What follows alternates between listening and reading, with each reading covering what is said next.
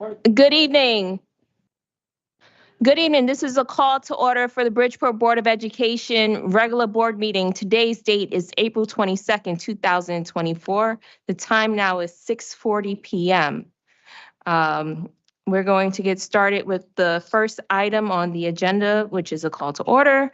We're now going to move on to the Pledge of Allegiance. So all please stand.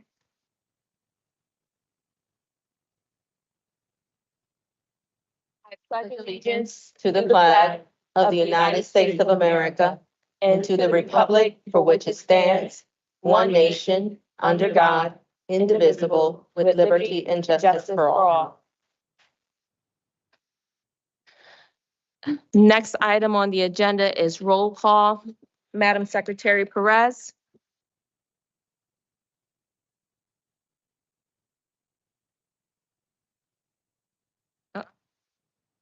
It's on, it's red. Right.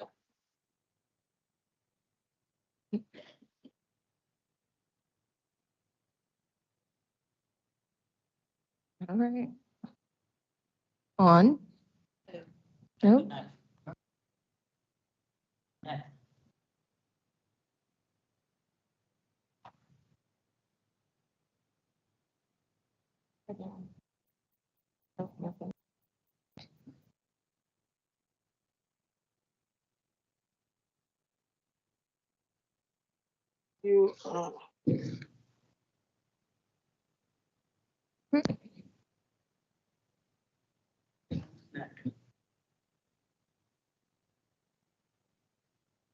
And as we're waiting for the system to start, I'm just going to hand my mic to you. There we go. Tahiba Bain. Present. Christine Baptiste Perez. Albert Benahan Grajales. Present. Akeisha Casimir. Willie Medina. Jennifer Perez is present. Joseph Sokolovic. Present. Robert Traber. Andre Woodson. All right, here you go. Okay. The next item on the agenda is student representative reports. I see some of our students are online. I don't have my glasses on, so I cannot see your name, but I see you. Hello, my name is Jeremy Alvarado, and I represent Fairchild Wheeler Biotechnology Campus. So good evening, members of the board. I apologize that I'm not able to attend in person, but I hope everyone has been doing well. So here are some updates happening at Fairchild Wheeler Biotechnology School. So our students have taken and received our SAT scores. We are also preparing for next week's NGSS testing by doing activities Wednesday and Thursday to prepare for them. And seniors have been informing our school of their college acceptances, and we congratulate them and hope the best for their future endeavors. So now we move on to student input that I've received. So some students have had some complaints about our school locking the bathrooms and how it is inconvenient for them to go to a different floor when they're trying to use a bathroom. And some students have also had some requests for gender neutral bathrooms in our schools. Though they exist, it seems they're only for teacher use and not accessible to our students. And they have also expressed their complaints about the lack of variety of options for school meals for those with dietary restrictions, including our vegetarian students, kosher students, and students who cannot eat certain things due to our religion. That is all for our school. Thank you so much. Thank you. I don't have an iPad in front of me. Are there any other student reps that are online? Okay. Yes. Awesome. Good afternoon. My name is Karen Perez from Warren Harding High School. First off, I would like to thank everyone for joining us here this evening as we come together for this meeting. As one of the representatives of Warren Harding High School, I would like to present that our Health Magnet and host of students held another successful blood drive and are now collecting donations for Bridgeport Animal Control. Harding also held a Spring Spirit Week before break sponsored by the Student Council, and pictures from the different days can be found on our school's Instagram. As for this week, Friday, we are having a student-run spring variety show that allows many kids to share their hidden talents. And finally, some of our senior spouses have finally processed and they are receiving their financial aid packages from colleges. Now, though there are still a number of students that are receiving messages about needing to make corrections, and they are waiting to be able to do that, our college advisors and guidance counselors are offering financial aid help meetings throughout the school day in our College and Career Center. Once again, thank you for joining us this evening. Thank you very much. Are there any other student reps online? Okay. Hearing none, we're now going to move on to public comment.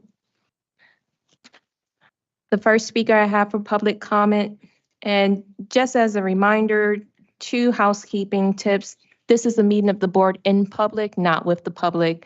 There may be items that you hear during our board meetings to which you don't agree with. You can exercise your opinions by reaching out to us via email or talking to us after the meeting, but not to disrupt the meeting. If there are any members of the audience that disrupts our meeting, you'll be given a warning.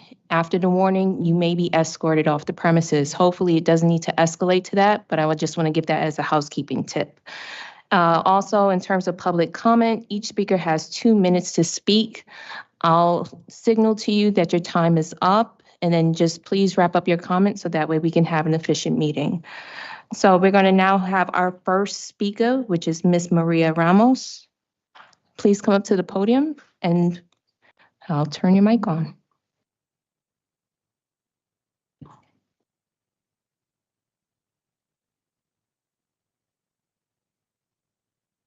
Already. Hola, mi nombre es María Ramos y soy residente de la ciudad de Bridgeport desde hace más de 18 años y estoy aquí para apoyar el Next Gen Success Hub para los estudiantes de las escuelas de Bridgeport. Al llegar aquí a Estados Unidos con mi familia en el 2006, con altas expectativas sobre los recursos que un país de oportunidades tiene para ofrecer, enfrentamos yo y mi familia muchos obstáculos. Fue un proceso traumático cuando mi hija llegó al grado 11 en la escuela de Harding High School. Tuvimos una conversación sobre su interés en ir a la universidad y una de mis preguntas para ella fue si alguien en la escuela le había aconsejado sobre los pasos necesarios. Para mi sorpresa, nadie le había hablado sobre el proceso de selección y postulación a una universidad. Mi hija tuvo que buscar la información necesaria como estudiante sin la ayuda de un consejero escolar y fue muy difícil para ella y para mí como madre. Cuando pudimos acceder a las reuniones con el consejero escolar, sentimos que estábamos siendo limitadas en la información y también hasta un punto donde sentimos discriminación en la información. En una escuela con más de 1,000 estudiantes actualmente, donde el 62% son hispanos y el 32% afroamericanos, es necesario que todos sientan que tienen un espacio al que pueden tener acceso sin importar su raza o si son estudiantes partes de un programa bilingüe. Según los datos de GradeSchool.org y el Departamento de Educación del Estado de Connecticut, en 2023, solo el 69% de los estudiantes se graduaban. Los datos también nos muestran que los porcentajes de los exámenes SAT o SAT y las clases de AP o clases avanzadas son muy bajos del promedio a nivel estatal. En una escuela donde solo hay 4 consejeros escolares y uno principalmente, voy a pedir en el siguiente espacio para cubrir lo de inglés. Okay. Principalmente para los estudiantes, 69% de los estudiantes se gradúan, eso ya lo dije.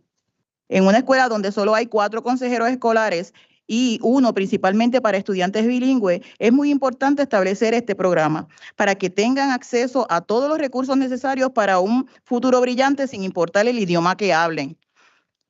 Por eso... Ms. Ramos, you have to wrap up. It's 2 minutes. Okay. We have to go on to the next speaker. So if you want to finish your last... Yeah, it's the last one.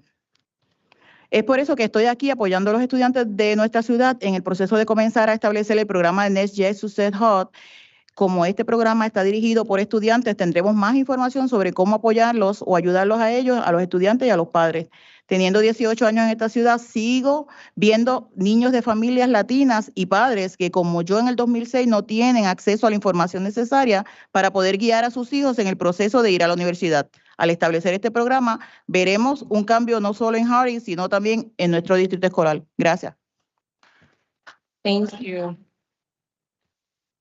Our next speaker is Emily Romero.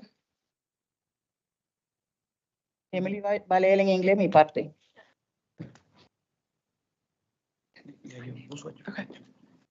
So I'll be doing the English version of what Maria said. Hello, my name is Maria Ramos, and I have been a resident of the city of Bridgeport for more than 18 years.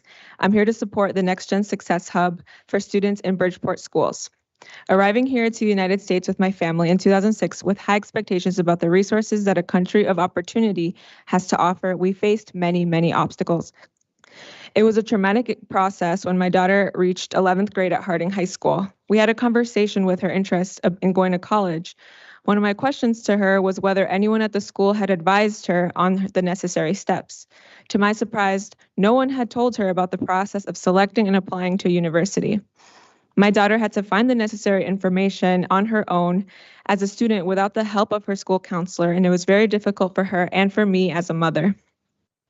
When we were able to access meetings with the school counselor, we felt that we were being limited in information, and also we felt discriminated against.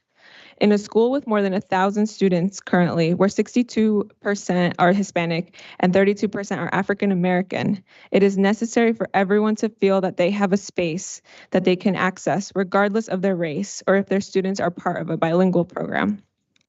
According to data from greatschools.org and the Connecticut State Department of Education, in 2023, only 69% of students have graduated. The data also shows us that the percentage of SAT exams and AP classes are very low than the state average. In a school where there are only 4 school counselors and 1 primarily for bilingual students, it is very important to establish the Next Gen Success Hub so that students have access to all the resources necessary for a bright future, no matter what language they speak. That's why I'm here supporting our city students as they begin to establish the Next Gen Success Hub program. Since this program is student-led, we as parents will have more information on how to help them, other students, and parents. 18 years in this city, I continue to see children from Latino families and parents who, like me in 2006, do not have access to the information necessary to guide their children in the process of going to college. By establishing the Next Gen Success Hub, we will see a change, not only in Harding, but also in our school district as a whole. Thank you. Thank you. The next speaker is Nelly Mendoza. Mi nombre es Nelly Mendoza, residente de Bridgeport por más de 17 años. Soy madre de 5 niños, 2 de ellos asisten a las escuelas secundarias de la ciudad. Estoy aquí para hablar sobre la necesidad del Centro del Éxito de la Próxima Generación, una iniciativa que es liderada por los estudiantes. Los desafíos que mis hijos enfrentan en las escuelas públicas día con día son muchos. No hay trabajadores con los que podamos confiar y resolver problemas. Nuestros hijos no se sienten seguros ni tienen la confianza en las escuelas para recibir ayuda, mucho menos para planificar sus futuros. Tengo 2 temas que me duelen y me llenan de enojo. Hace unos meses recibí una llamada de uno de mis hijos. Me decía, mamá, tengo una emergencia. Llamé a la escuela y de una persona me pasaron a otra. Dijeron que me ayudarían. Cuando llegué a casa, dice que mi hijo pasó mucho dolor. Esto me enseña como madre que las escuelas no tienen sistema de apoyo para estudiantes. Recientemente ha ocurrido otra grave falta de comunicación con los consejeros de su escuela. De manera, me mandaron un mensaje que decía que removerían de su programa. Si no hubiera visto el mensaje, hubiera sacado a mi hijo de este programa sin consentimiento. Nunca me llamaron, a pesar de que tienen mi celular, ni se comunicaron en mi primera lengua. No le han ayudado ningún plan a mejorar. Nuestros hijos se están perdiendo por el caso de que no hay apoyo adecuado ni comunicarse con nosotros los padres.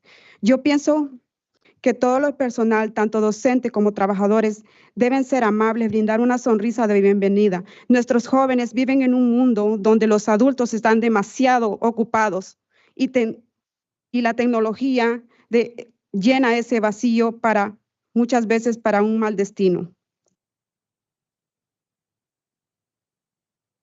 All right. Thank you. Our next speaker is Danielle De Jesus. I'll be reading the English translation. My name is Nelly Mendoza, and I'm a resident of Bridgeport for more than 17 years. I am a mother of 5 children, and 2 of them attend high schools in the city. I'm here to talk about the need of the Next Gen Success Hub, an initiative that is student-led. The challenges my children face in Bridgeport Public Schools every day are numerous. There are no worker students or parents can trust to solve problems with. Our children do not feel secure or have the confidence in schools to ask for help, much less planning their futures. I have 2 issues that hurt me and fill me with anger. A few months ago, I received a message from one of my children. They told me, "Mom, I have an emergency." I called the school, and from one person to another, they said that they would help the situation. When I get home, they tell me that they spent many hours in pain. This teaches me as a mother that the schools do not have the support system for our students. Recently, there has been a serious lack of communication with the counselors at Central High School. They sent me a message that my child would be removed from their program. If I had not seen the message, my child would have been removed from this program without my consent. They never called me, even though they have my cell phone number, nor do they communicate with me in my first language. They have not helped my child at all, nor plan to improve. Our children are failing behind because there is no adequate support for them or communication with parents. I think that all staff, both teachers and those working, should be friendly and offer a welcoming smile. Our young people live in a world where adults are too busy, and technology is filling that void, often for a bad fate. Make the Road Youth are ready to make a positive change in our city's high schools. This student-led program promises a change in the culture of our schools to be more community-based, supportive, and compassionate for our children.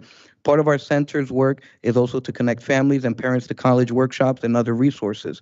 With this program, we can make our youth of the city of Bridgeport have a better experience in public schools and achieve the percentage of 99.9% of students with university degrees. As a parent, I ask that the Bridgeport system work with the youth to provide funding for this initiative. Thank you. Thank you. Our next speaker is Jennifer Rosa.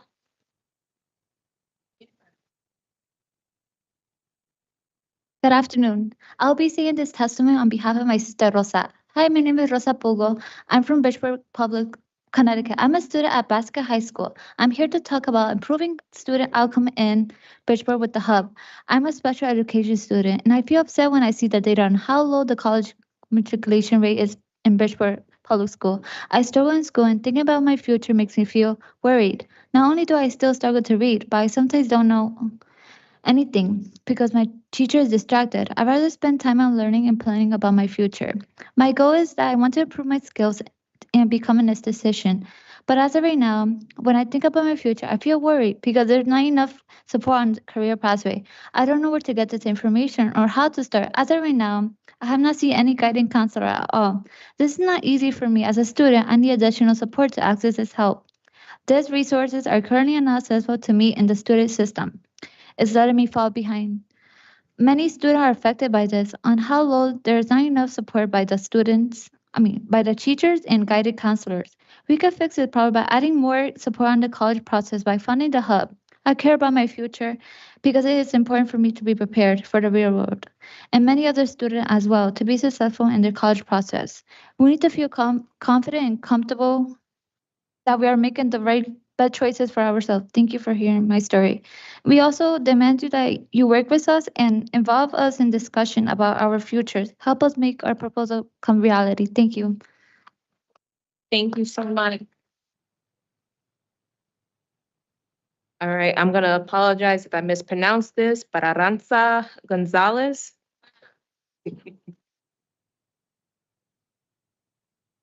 Good afternoon, I'm Aranza and I live in Bridgeport. I am here to talk about the need to improve resources provided to schools in Bridgeport about college information. I want to go to college and the lack of resources in schools has affected me and others in my community. I am no longer a Bridgeport Public School student, and I go to a technical high school in Milford, mainly because I found their architecture program very appealing. Before making the decision to attend this school, I was in a charter school from 6th to 8th grade. My mom and I knew this was the best idea because my experience in Bridgeport Public Schools were not good at all. Their curriculum was awful, and every time a new school year started, I would just be learning the same thing repeatedly, which really affected my performance when I first entered the charter school in 6th grade. When eighth grade ended, I started looking for schools that offer architecture programs or just anything related to design, but the public schools and technical schools in Bridgeport were not promising at all. I had to look outside the district and make the best choice for myself. This is the reason why and other youth in the city of Bridgeport are leaving for schools outside of the city. According to the CT State Department of Education and Public School Review, in the school year of 2019 to 2020, school enrollment in the city was 20,000. Fast forward to 2023 and 2024, the school enrollment in the city went down to 19,000, showing a decrease over 1,000 students. Clearly, many of our youth are leaving Bridgeport Public Schools because they do not feel that they can succeed in this district.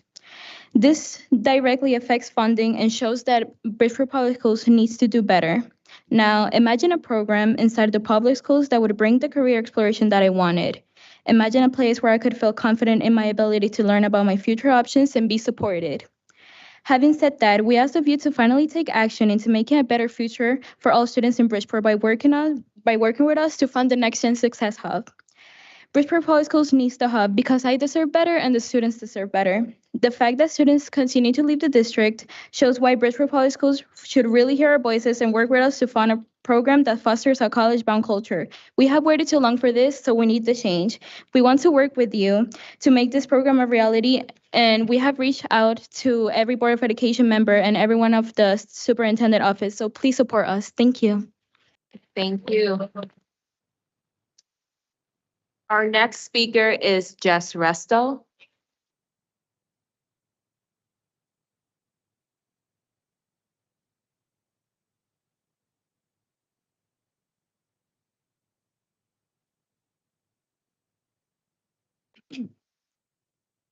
Hi, my name is Jess Resto.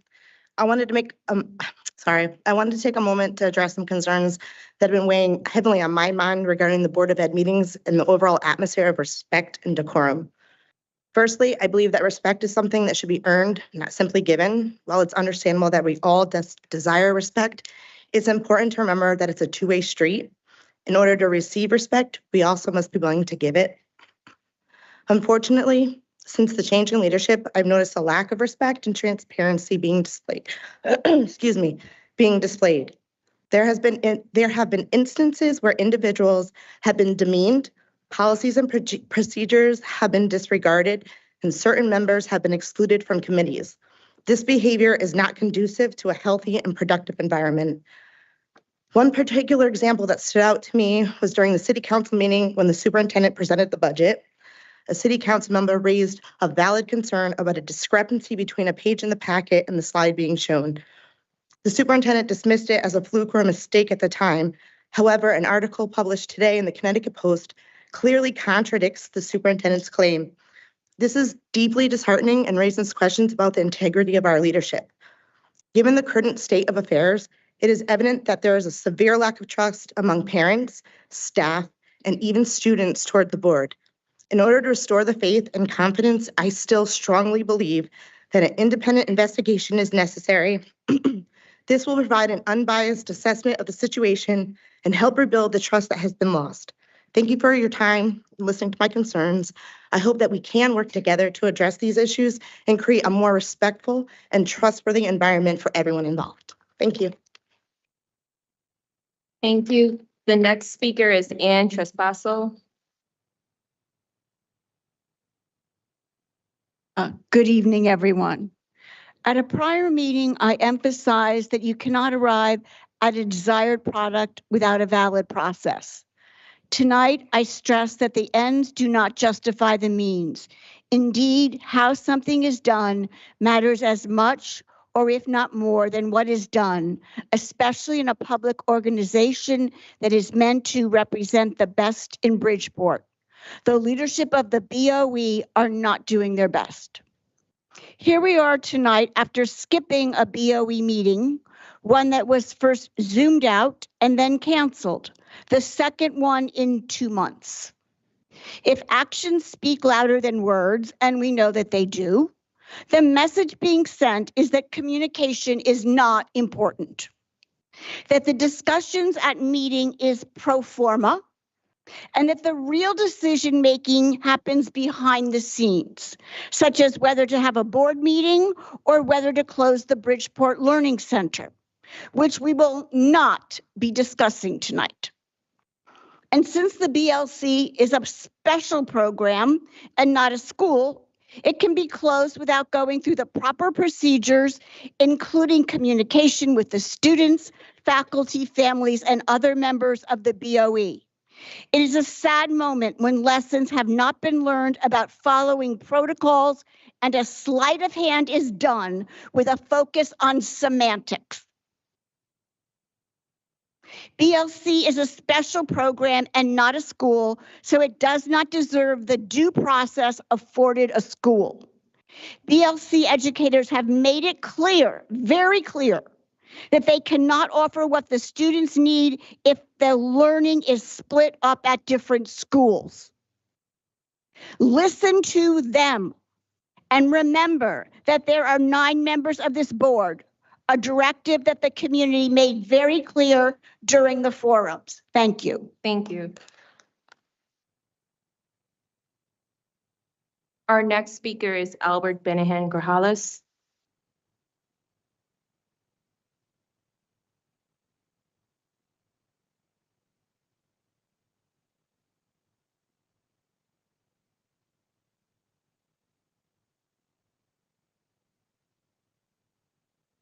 First thing I'm going to say is talking in my language, that my first language is Spanish. Yo sé y entiendo que a veces cuando están hablando de la agenda, dice que solamente tenemos que hablar lo que dice la agenda. Realmente no es necesario que el público tenga que hablar lo que da la agenda, porque realmente el público no va a todos los comités para hablar de la agenda, no pueden hablar en los comités. ¿Cuál es el motivo que no puedan hablar lo que ellos quisieran y lo que venga de su corazón? Para ese motivo y razón, ellos vienen y votaron por nosotros, porque yo creo que nosotros los board members, cada uno de nosotros, no nos dijeron qué vamos a hacer cada uno para la escuela de Bridgeport. Yo creo que es necesario que nosotros escuchemos a todos los comités lo que está pasando. Segundo, que quiero dejarles saber que la escuela básica, gracias, la escuela básica PTSO va a tener un evento este jueves y todo el mundo está invitado. Son los 10 años que están celebrando un evento enorme. I'm going to translate this in English very fast. I know they always say about the agenda, they're supposed to speak about what is in the agenda. I don't find that necessary because I know people, they don't go to the committee, they don't speak in the committee, they cannot talk in the committee either, in any meeting we have for each board member. So what are the reason cannot speak what they want from the heart? That's the reason they let us, so we can listen any concern or any situation happen. Because I believe when they vote for us, they don't tell us each one of us what you're gonna do, what you're gonna talk about it, and what are you in charge for. So they don't make sense that the community has to speak to us. Basic PTSO have a big event this Thursday. Everybody's welcome. It's the 10 years that Basic PTSO is doing a parent-student community celebration. Everybody's welcome. Muchas gracias. Thank you.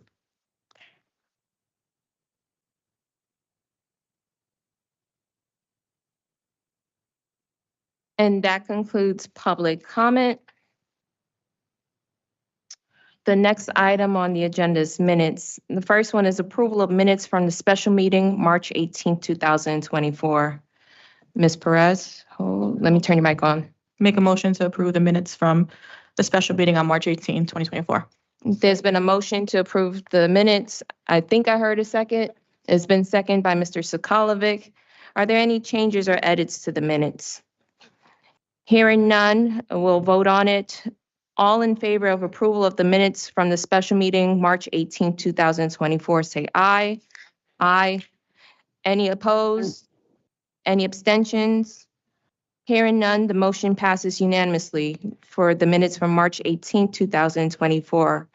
The next item on the agenda is approval of minutes from the regular meeting, March 25, 2024. Ms. Perez. I make a motion to approve the minutes from the regular meeting, March 25th, 2024. The motion's been moved by Ms. Perez to approve the meetings from March 25th, 2024. It's been seconded by Mr. Benahan. Are there any edits to the minutes? Mr. Traber? Oh, okay. Any edits to the minutes or any changes? Hearing none, all in favor to approve the minutes from March 25th, 2024? Aye. Any opposed? Any abstentions? Hearing none. Oh, there's been an abstention from Mr. Medina. Oh, sorry. Just make sure you hit, at least raise your hand or hit the mic. I heard it from this side. So who abstained? Mr. Traber. Okay, thank you. So Mr. Medina approved. Yeah, okay. Mr. Medina approved. It's been abstained by Mr. Traber. The motion carries. The next item on the agenda is the chairman's report.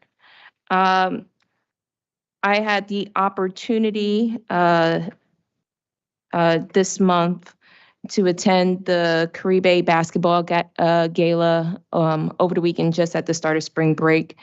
It was really nice to see all our student athletes really come to dress to impress. I was underdressed for the occasion, but I was very proud to see all of them and how much it is important, sports, as well as being student athletes, means to this community. I've also had the opportunity to speak with some individuals about networking and potential fundraising opportunities in the district, which is really exciting.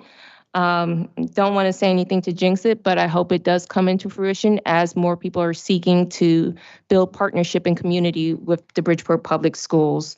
And that's all I have for my chairman's report. I look forward to getting more invitations to different events and building opportunities for this district. There's an inquiry from Mr. Traber. Yes, Madam Chair. I wanted to ask why we canceled the last meeting. That's not part of my chairman's report, so it's not proper to discuss at this time. The next item on the agenda is committee reports / referrals.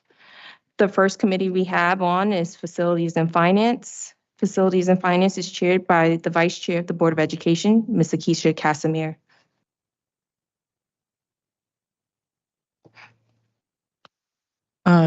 There was no Facilities and Finance Committee meeting held since the last board meeting. The next meeting, Facilities and Finance Committee meeting, is scheduled for May 20th at 6 p.m. There was no, we want to make sure that we have a full agenda before we have the staff come out and have committee members and public come out to the meeting. So there will be a full agenda for the next meeting in May, and that is scheduled again for Monday, May 20th at 6 p.m. I just wanted to give a thank you to the following principals for school tours since the last board meeting. Principal Alexander at Cesar Battaglia, Principal Cunningham at Classical Studies Magnet on Beechwood, Principal Bagoli at Columbus School, Principal Gustafson at Curiel School. And I'm looking forward to tomorrow's tour, which includes sitting in on a parent activity, the activity with parents at Geraldine Johnson School with Principal Marjorie Coble. Thank you. Thank you, Ms. Casimir. I'll turn off my mic. There's some referrals to your committees. I'm going to start with Mr. Sokolovic. Yes, I'm a little concerned about the lack of meetings on the Facilities and Finance Committee. It's 2 combined committees. We're currently in a situation where on Monday, there's a public hearing on the budget. We don't have any talking points. We don't have any advocacy strategy. And this is something that should have been developed in Facilities and Finance, which has met twice since October. That's twice since October. We're facing we got a $309 million budget. We need to put more effort into this. And I got the following referrals. Maybe we could get started on next year's budget. But the facilities portion, we need to discuss student rights to bathrooms.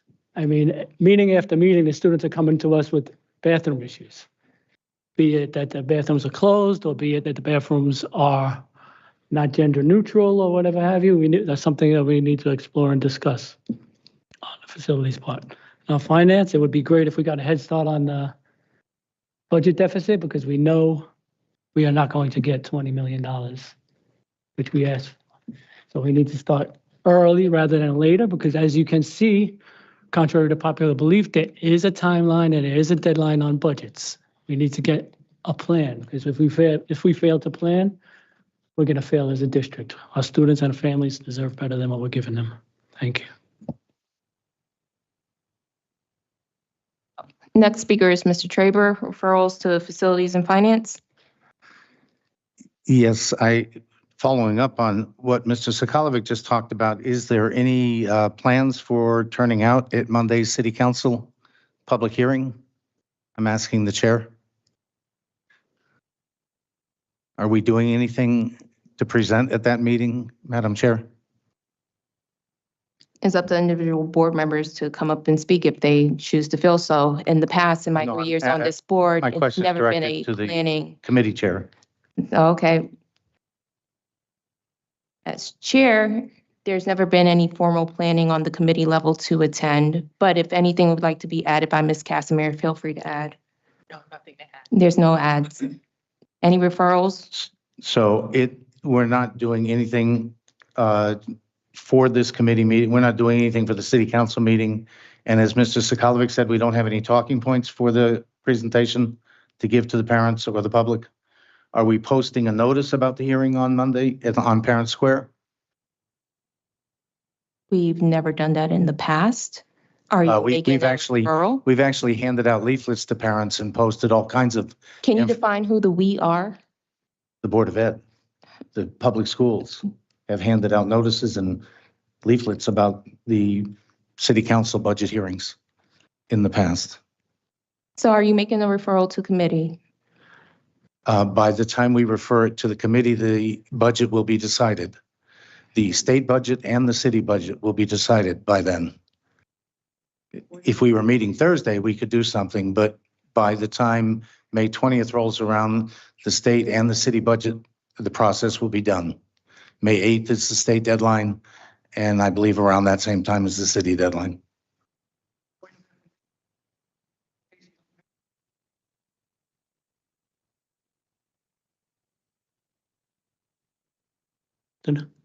Can't hear you, Mr. Skalovic. Yes, point of information that it has been posted on Parent Square. We have had phone blasts and everything else in the past to get parents out. We've worked with community groups to get people out. We've had forums to get people out.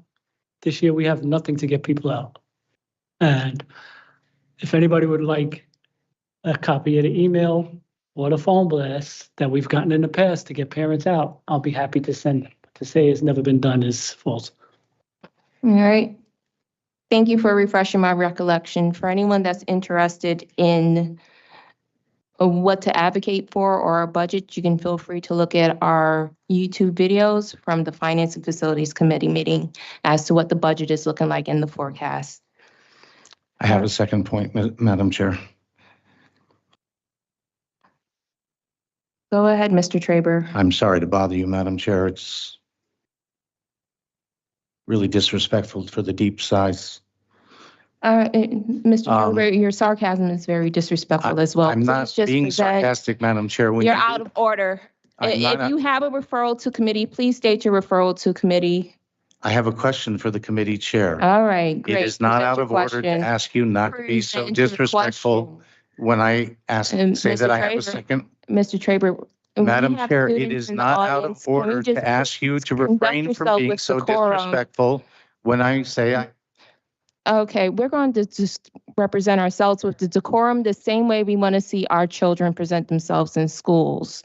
So you'll be able to answer your question, ask your question.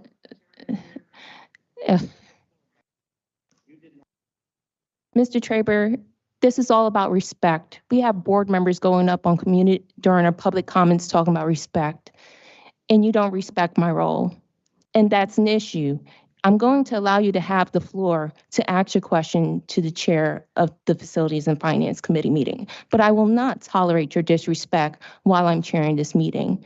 And especially when we have students in front of us and this is live stream, we need to conduct ourselves, just as Mr. Benahan had explained, in a professional manner. So I'm going to give you the floor to ask your question. Madam Chair, it is disrespectful for you to use your position as And that was not the question. So now we're going to move on to the instruction and support services. All right, state your point. State your point, Mr. Trader. My point of order is that the Roberts rules state quite clearly that you may not take away the floor from somebody who is addressing a legitimate point. And for you your point is to that you decide have a that question and you don't have one. So we're going to move on. So the next item on the agenda is the Instruction and Support Services Committee, and that's chaired by Ms. Jennifer Perez. Ms. Jennifer Perez. The Instruction and Support Service Committee met on 4/9/24. We discussed 3 field trips that will be brought to the full board today, as well as the MathCon competition. Sorry, do you want me to repeat? Anybody? Okay. MathCon competition, which will be also brought before the board. Ms. Stevens will be presenting a adult education grant application that we're hoping to approve today. And we also discussed the PAC expenditure updates. And there's, I believe, over 90% of the PAC funding spent this year. So that's some good news. All right. Thank you, Ms. Perez. Oh, go ahead, Ms. Perez. The next Instruction Support Service meeting will be tentatively scheduled for May 21st. Okay. I'm going to open up the floor for referrals to the committee. Mr. Sokolovic. Yes, thank you, Madam Chair. The prior referral for the surveys, I emailed you again, and also for an update on if anybody heard anything from the buses. Thank you. Mr. Benahan. Thank you. Ms. Perez, I know I already emailed you a few items. I don't want to repeat it, so I just want to, be, okay with that. All right, thank you. Thank you, Mr. Benahan. Is there any more referrals or to committee? I don't see none. So we're now going to move on to the Policy, Personnel, and Contracts Committee. That's chaired by myself. We met on April 11, 2024. There are several items coming before the board today that are part of the Food and Nutrition Services budget, which is a completely separate budget from what we're going to, that's been discussed previously. For the food and nutrition delivery truck, we have Mr. Keoma Steele. He's going to be here, but I want to just give a quick recap. As it was open, that meeting was open up to board members in attendance to ask questions. In terms of the delivery truck, just a heads up for board members, if you didn't have the chance to watch the meeting or review the minutes, it's taken over a year and a half just to get a prior truck. The goal is to obtain a new truck by June 2025. The current trucks are old, in need of repairs, are extremely high, and I believe that in order to actually obtain parts for the truck, they need to be customly made. So that's why the Food and Nutrition Services are going to go out for a new truck. There's also agenda item C, which is bids for new cafeteria tables, which will also be presented by Mr. Steele. This initiative is for updating school cafeterias. There's a chart that's been provided in our board package that's pretty self-explanatory. We're going to try and reuse what is capable of, and there's been some allocations to which schools will receive new tables. Again, the purchase is going to be through the nutrition budget, which is a separate budget. Item D is a nutrition center maintenance contract. Again, it will be presented by Mr. Steele. It went through committee favorably. Let me just emphasize, B and C also went through committee favorably as well, unanimously. The bids for the nutrition center maintenance contract, again, that's through a completely separate budget. The previous contract expires July 2024, and this will include repairs, equipment repairs, tables, installation, and so on and so forth. That item passed unanimously at committee level. Agenda item E is bids for nutrition center uniforms. That's going to be purchased through the budget, and that's included in our packet as well as how it looks. That passed again unanimously through the committee level. And then agenda item F was also presented at the committee level and passed favorably, and that's the agreement for the 24-25 advanced alternative route to certification in special education. That was presented by Dom Costello. It involves sending up to 10 educators to an advanced alternative route for SPED during the 24-25 school year. It consists in 3 phases, starting in June 2024 with certification, pending the passing of the practice 2, and I believe they would receive certification on August 2025. This has been a similar process in the past for assisting and fast tracking educators in SPED certification. And that was what was presented. Our committee meets the second Tuesday of the month, and so we'll go forward with that. I'll open up the floor for any referrals to committee, and then I just respectfully request that referrals to committee are followed up via email, so that way I don't miss it. Okay, I don't see any inquiries, so we're going to move on to the next item, which is the CABE report. In terms of the CABE report, we're going to have there's going to be a legislative wrap up with CABE, and I know some board members have already expressed interest in attending. So representatives from the superintendent's office are making sure that board members will be able to attend that. There's a CABE Board of Directors meeting April 30th that I will be attending representing Bridgeport, and I'll come back with any pertinent information to report to the board and during this section of the committee. That concludes the CABE report. There is a referral question for CABE from Mr. Medina. I apologize, you didn't notice my light. I was just wanted to confirm for policy and personnel and contract, that's May 13th. That's second Tuesday. Let me see.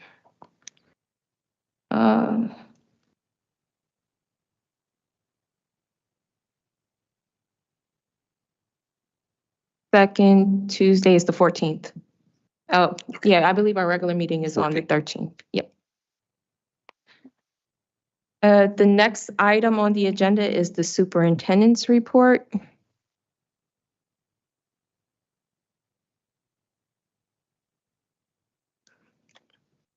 Good evening, everyone. I am gonna see when the presentation's up. Give me just 1 second.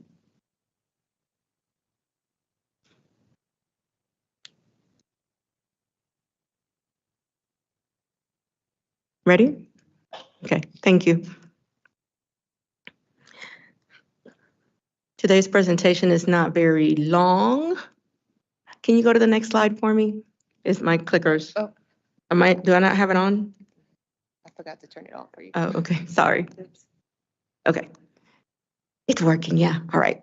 So first I'd like to welcome everyone back from spring break. I hope that our students enjoyed some much deserved rest, that our teachers were able to recharge their batteries, and that our families were able to spend quality time together, which is one of the main reasons for these breaks. We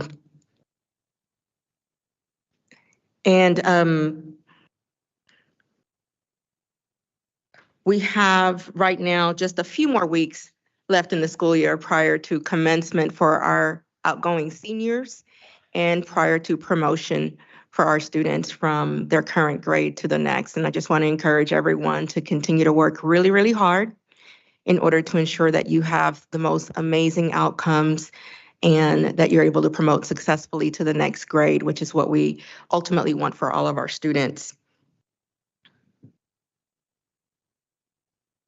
Over the month of March through beginning of the month of April, we spent a great deal of time communicating with the community regarding proposals for school closings.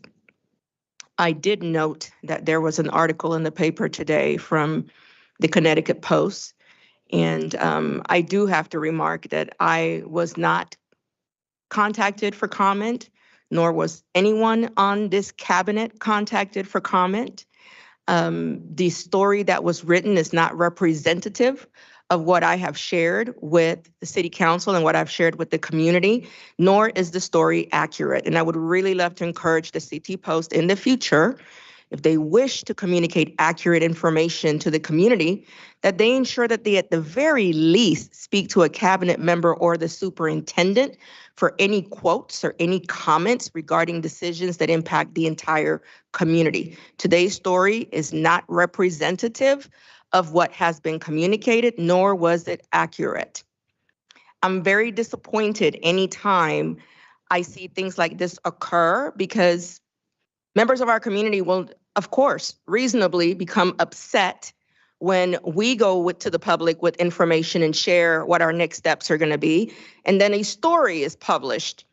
We have no control over what editors with any news agency choose to publish.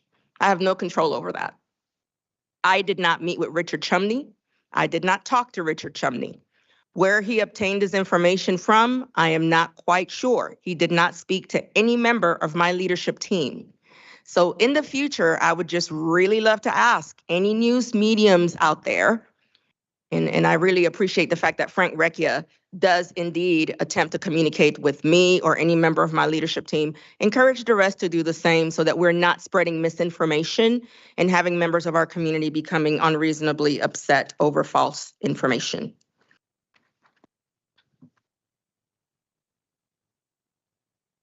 But I think before I move on, I do want to reiterate that we are continuing to follow policy. We are continuing to work with an agency in order to develop a facilities master plan, demographic study, and also plans for redistricting. That is exactly what I guaranteed would happen, and that is exactly what we're moving forward with. That has not changed.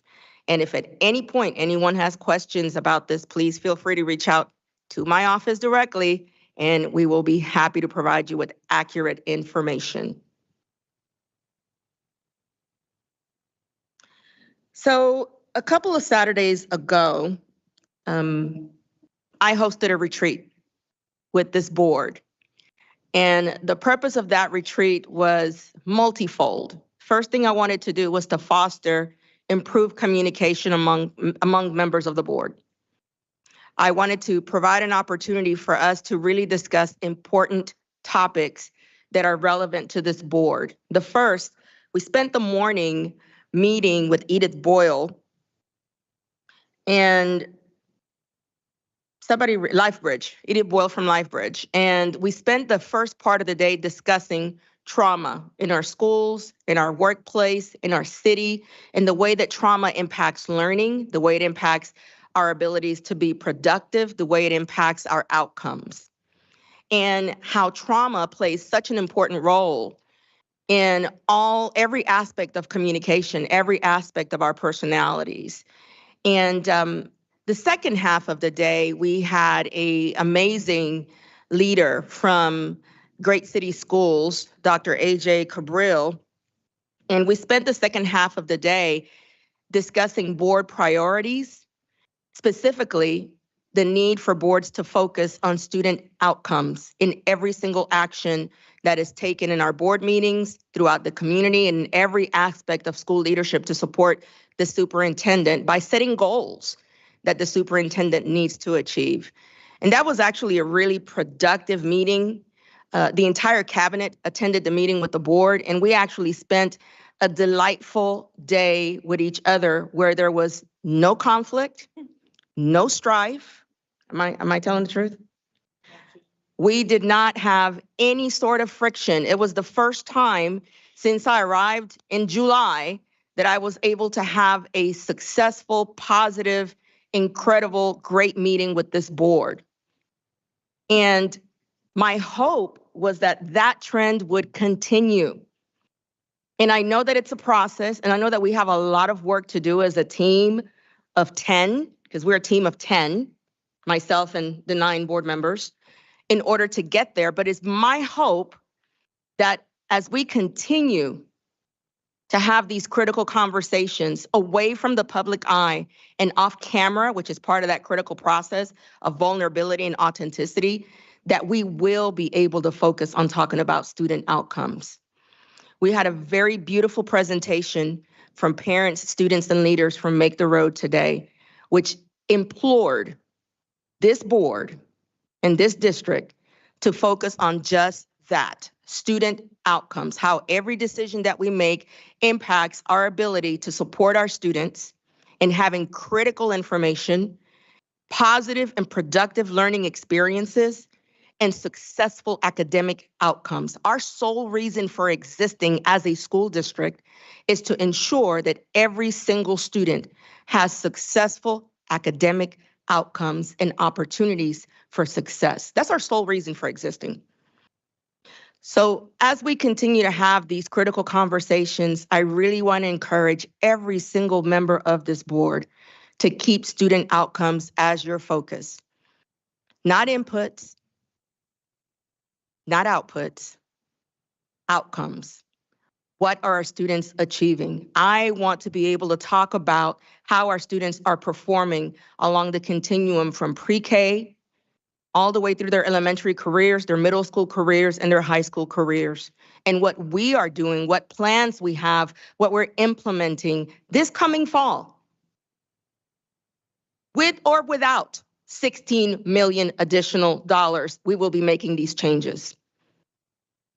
I understand that it's easy to perseverate when we believe we are right. But every single member of Bridgeport Public Schools comes to work for one reason and one reason only, because they want to make a difference in the lives of kids. And everything that we do is measured by that standard. What are we doing to make a difference in the lives of children? What are we doing to help to build a successful middle class, working class, any type of class? What are we doing to support students who are the children of immigrants? What are we doing to support minorities, low socioeconomic students from poverty? What are we doing to support the diverse, beautiful population of Bridgeport?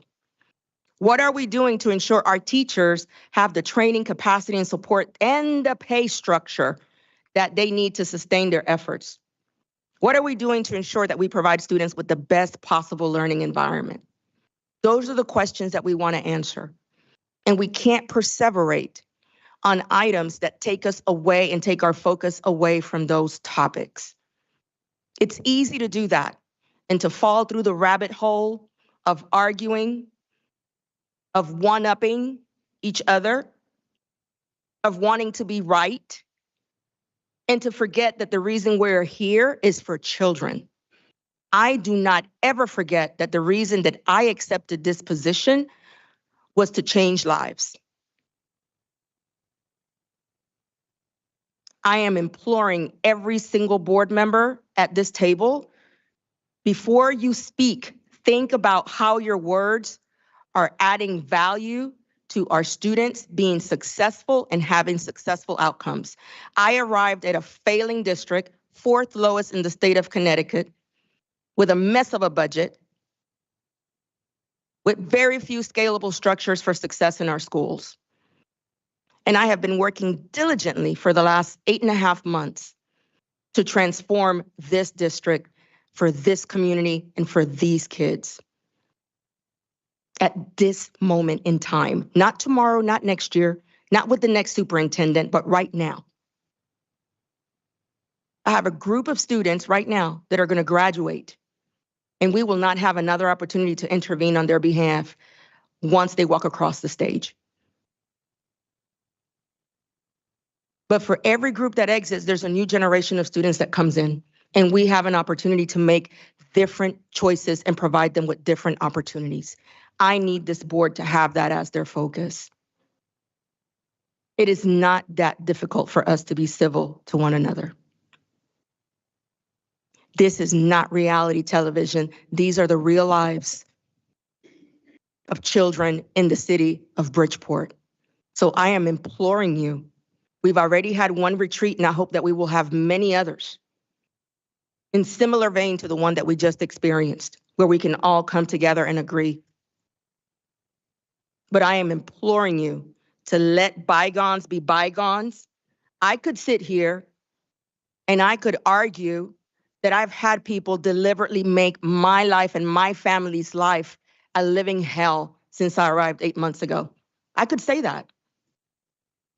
I could talk about how my vehicle's been vandalized, how trash has been left in front of my home. I could talk about my child being harassed and her school being outed on social media. I could talk about all of those things, but that is not why I am here. When I accepted this position, I accepted every liability of this position, but I did not accept it to sit here for 3 years watching this board go at each other's throats. I am begging you to be better than you were yesterday to each other. Drop your guard. Stop going after each other. Every time you do that, our students are the only ones that lose. Government officials lose more respect for this board than they lost the day before. They do not believe that you have the capacity to lead this city to the next level academically. Why? Because of what happens here every other Monday. I cannot do this work without this board. This board was elected by the people in order to secure our students' outcomes. Please remember that. Please keep that as your first priority. Forgive, forget. We encourage our students when we talk about student discipline to let grudges go. Turn the other cheek. Ignore something that someone has done that has angered you, because chances are they'll do something else tomorrow that will anger you as well.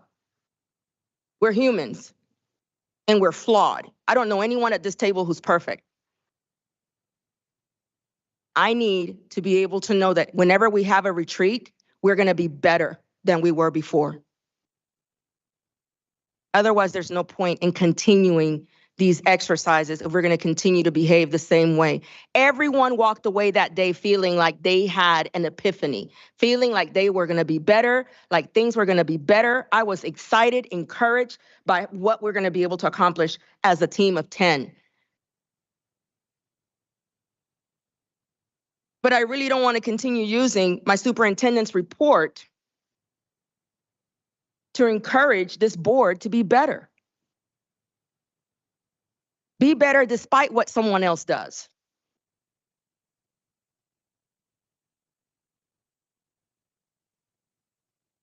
I need us all to be better. I am here to work for families, for students, for this community. Board members are here to work for families, for students, for this community. It's time that we modeled by example that that's what we're here to do in Bridgeport. I am tired of Bridgeport's board being the laughingstock of the state of Connecticut. I'm sick and tired of the snickers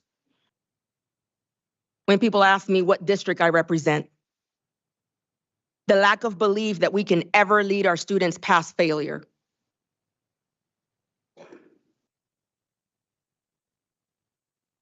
I do not accept that this is the best that we can do. I refuse to accept this is the best that we can do. And I'm begging you to do better. Everyone at this table, do better.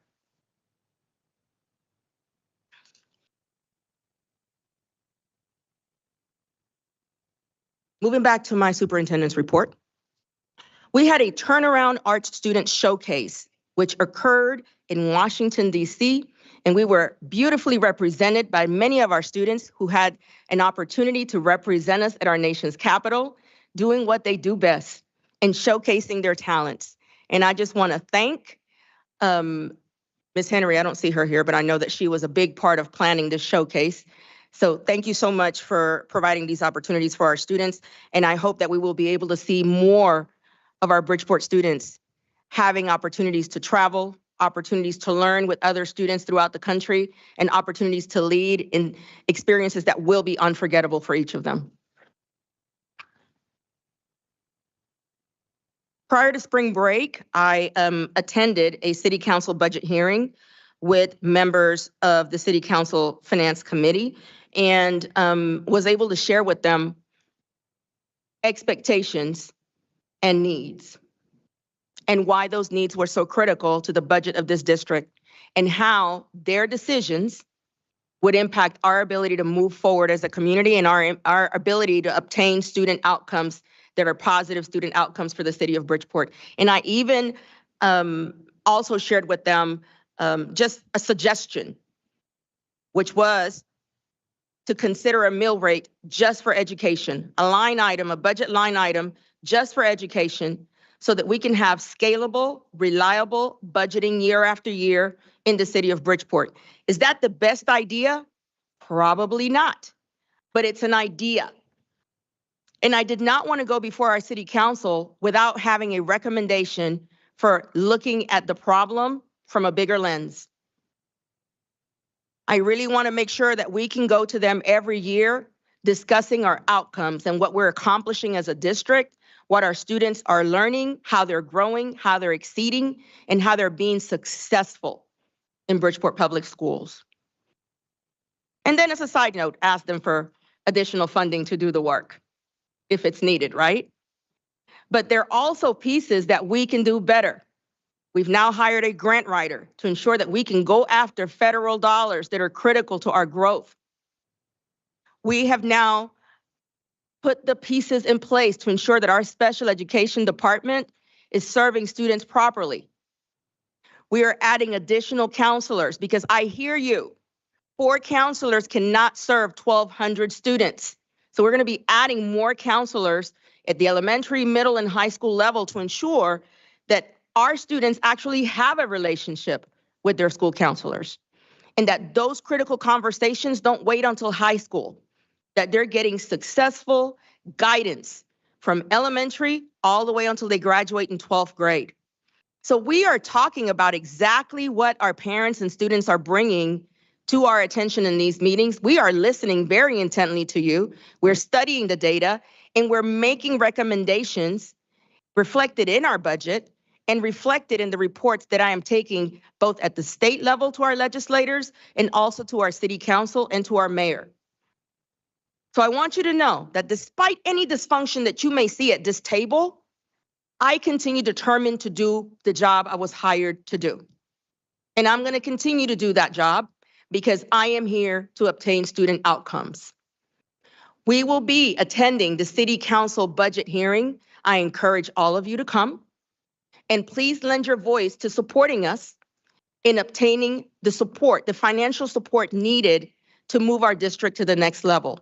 That support may not necessarily look like 16 million additional dollars from the city. It may take different forms because there are lots of different ways to peel an onion. And that's what we all have to understand. There are lots of different solutions, and we may not like all of the solutions, but we do have to be open to listening to different recommendations and different solutions. And there are people who are much smarter than I am at the state level and at the local level who are actively tackling this issue in order to ensure that Bridgeport can be self-sustaining and solvent.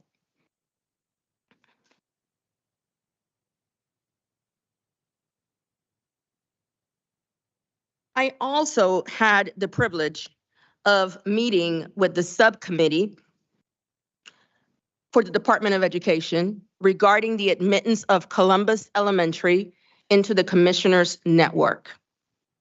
Columbus is a school that is in need of additional resources, new strategies, and has a courageous leader who is willing to take us to that next step.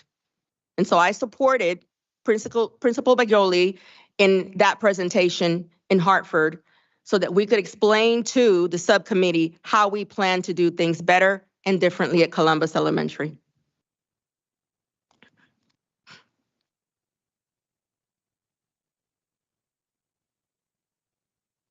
I also had the privilege of attending a screening of what I think is a really powerful documentary, which features students who graduated, who attended our Bridgeport Public Schools, and community leaders from our Bridgeport Public Schools whose life took a few detours. When Does Freedom Begin describes the story of these individuals, how the process, the experience of incarceration altered their paths and ultimately changed their lives, and what they have done since that experience to transform and help and support students in the city of Bridgeport. It's a really powerful story. I was really proud to be the superintendent of Bridgeport after listening to the stories in that narrative and understanding more of the barriers and challenges that our students experience on a daily basis in the city of Bridgeport. Each one of those individuals began as an elementary student, a middle school student, a high school student here in Bridgeport. Each person. And through experiences that happen in all of our lives, they experienced a very serious detour in their progress. But that detour did not deter them from fulfilling their purpose. And I encourage everyone who has a chance to see it to please take a few minutes. It's actually going to take you about 90 minutes to watch this documentary. It's very well done and it's very moving.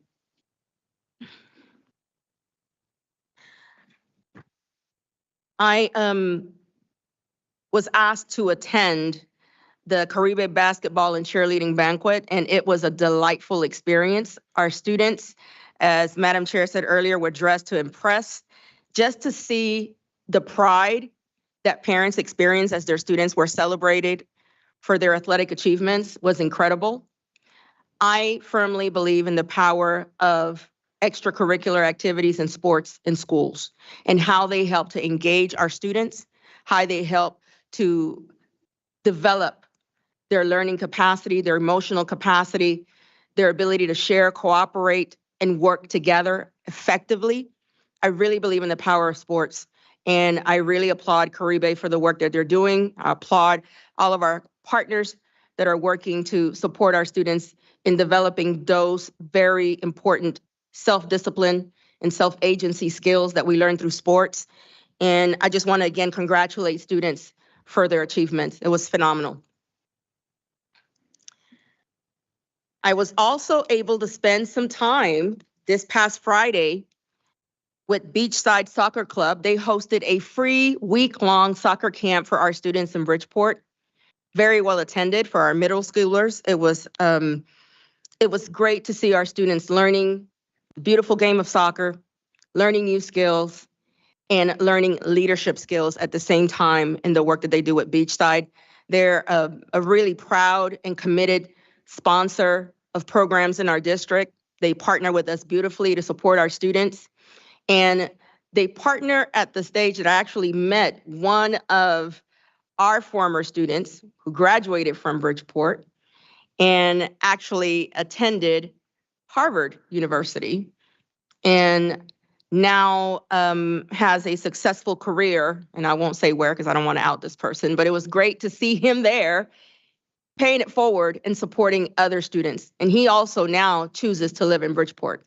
So it was beautiful to be able to see the full circle of what happens when students are able to engage in something that changes their lives.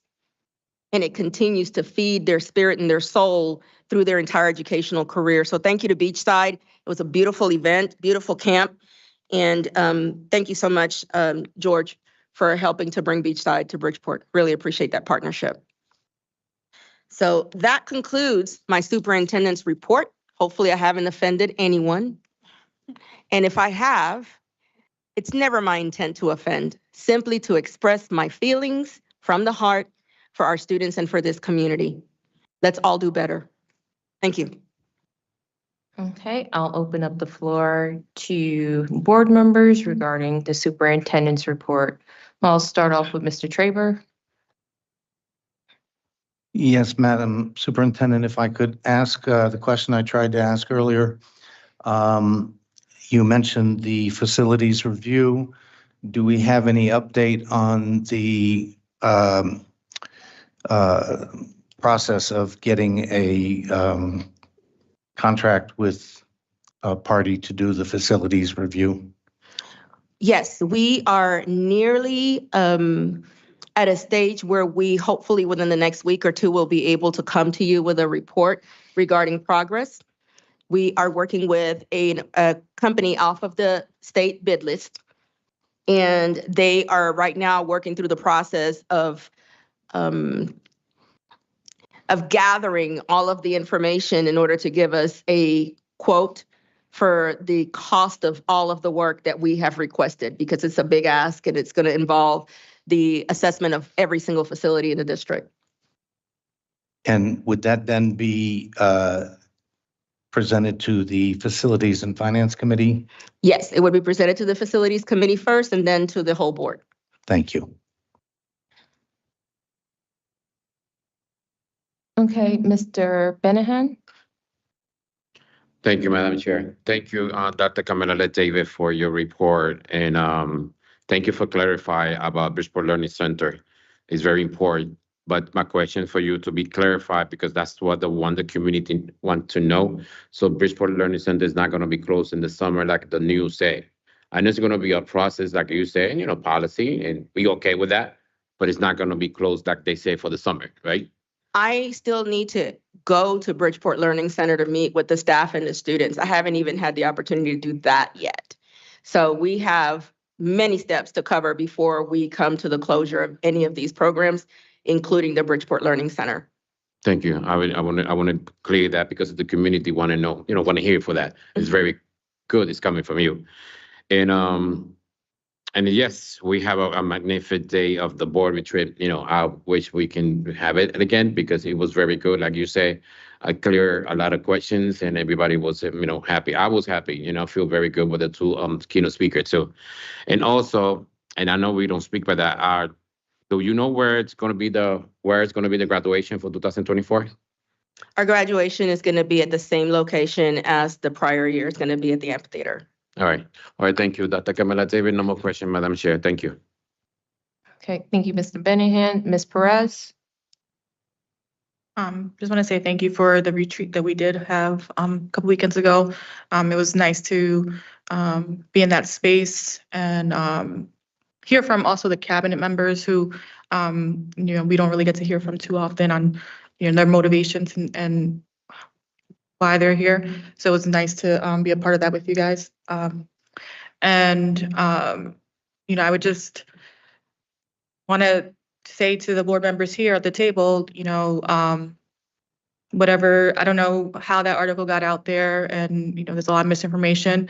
But I would strongly encourage board members before speaking to the press, making sure you speak to the superintendent or cabinet members to make sure you're also saying the right information.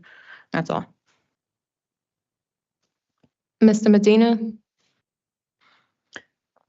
Just wanted to ask once again, I know it was asked before by some of the other board members, if we can get the report shared with us, the superintendent's report prior to the meeting. That way, if we have any questions, we're a little bit more prepared about her report. And this was also something that was asked before, and I just want to see if we can facilitate that. That way, it will draw us a little closer. I actually had not intended to do a superintendent's report today and made the decision probably around noon today to do a report. And I really wasn't sure that I wanted to revisit a lot of what had transpired over the last month and a half in my report. And so it was only after talking to the team that I made a decision to do a report and actually focus on the positive. And Tim Grasty was gracious enough to put one together for me in the last 3 hours.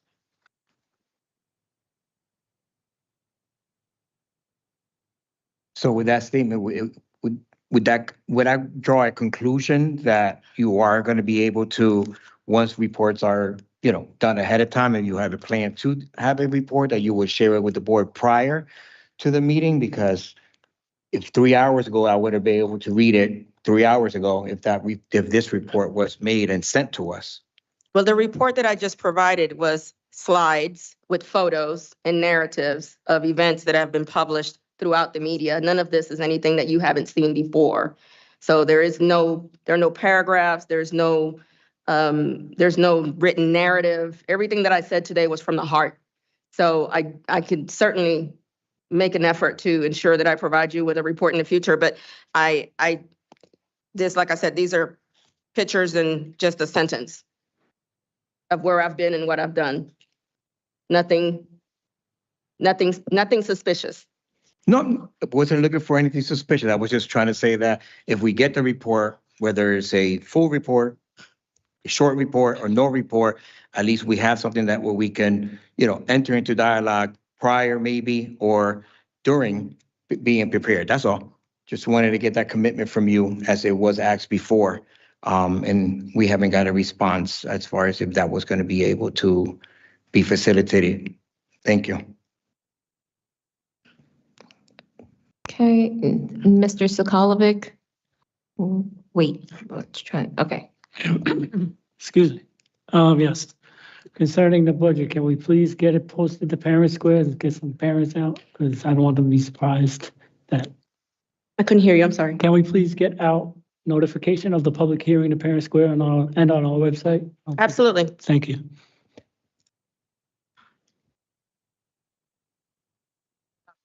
Mr. Traber. Yes, and does that include, I don't know quite how we function these days communicating, so I'm not trying to, if this is inappropriate, just tell me. I know before I retired that we would do an email blitz to the staff and to the parents. So would Parent Square cover that? Or is it just sort of there for them to see and they have to go to Parent Square to see it? Because anything we can do more proactive would be useful since it's a week now. There's two ways that we can do it, Mr. Traber. We can do it through Parent Square, which sends it directly to the phone of every single parent. And we can also post it as an announcement on our website. Okay. So whatever we can do is, I guess, what I'm getting at, to be more proactive since time is short. In that, and whatever we can include of your budget presentation that's relevant to the actual amounts that we're asking them to provide would be useful, because your presentation has done an excellent job of presenting the lack of support we've had from the city in the past and the need for the city to step up and help us out some more this time. Absolutely. Thank you.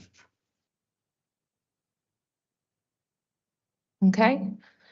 Seeing that there's no more questions regarding the superintendent's report, we're going to move on to, well, there's no unfinished business, so we're going to move on to new business.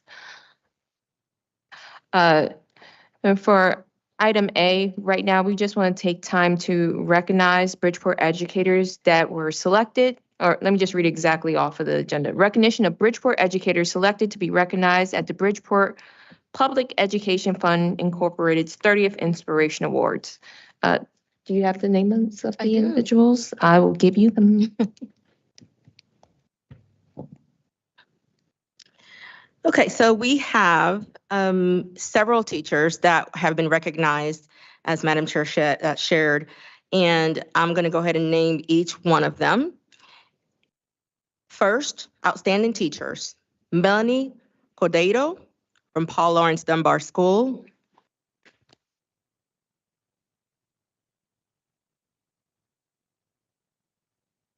And if you're here, please, if I could actually have the board. Thank you. I'll stay there for a minute. Yes, thank you. John Cunningham, Waltersville School.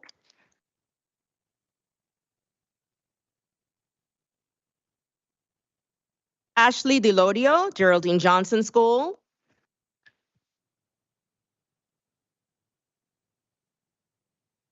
Kelly Prizio, High Horizon School.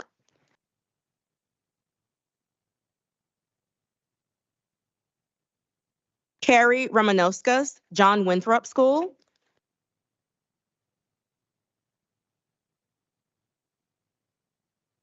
Sarah Richard, Luis Munoz Marin School.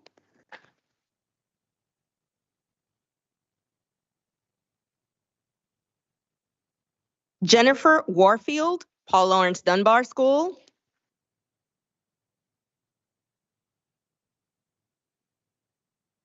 And Tracy Wilkins, Luis Munoz Marin School.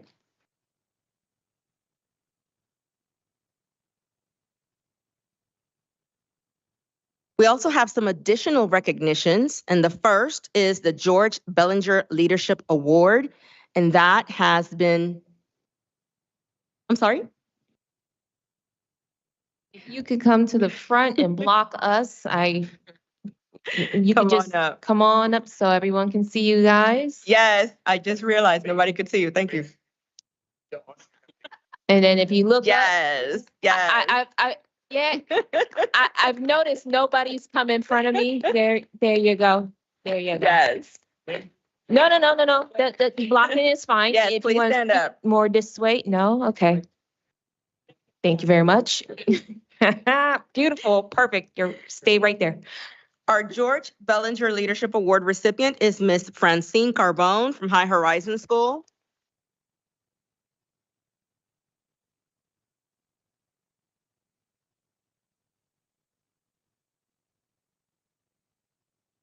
We also have a recipient of the Elizabeth M. Pifrium Civic Leadership Award, and that's Stephen Bloom for his Tango Flight Basic Partnership.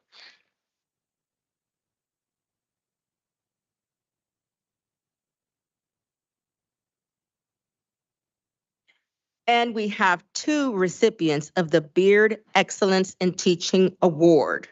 The first is Carla Ebmeyer from Aquaculture School.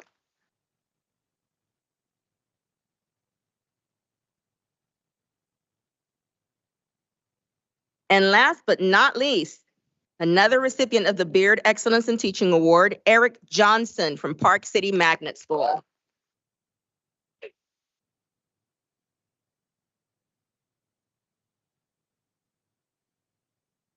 Okay, I think we all need to stand and give him a hand.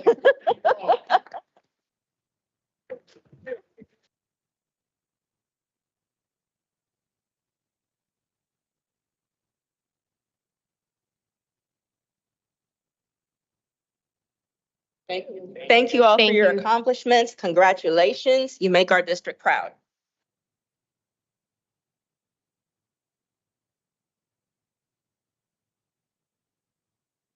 Okay. So thank you all again. The next item on the agenda is discussion and possible approval to issue solicitation for bids for a new food service delivery truck.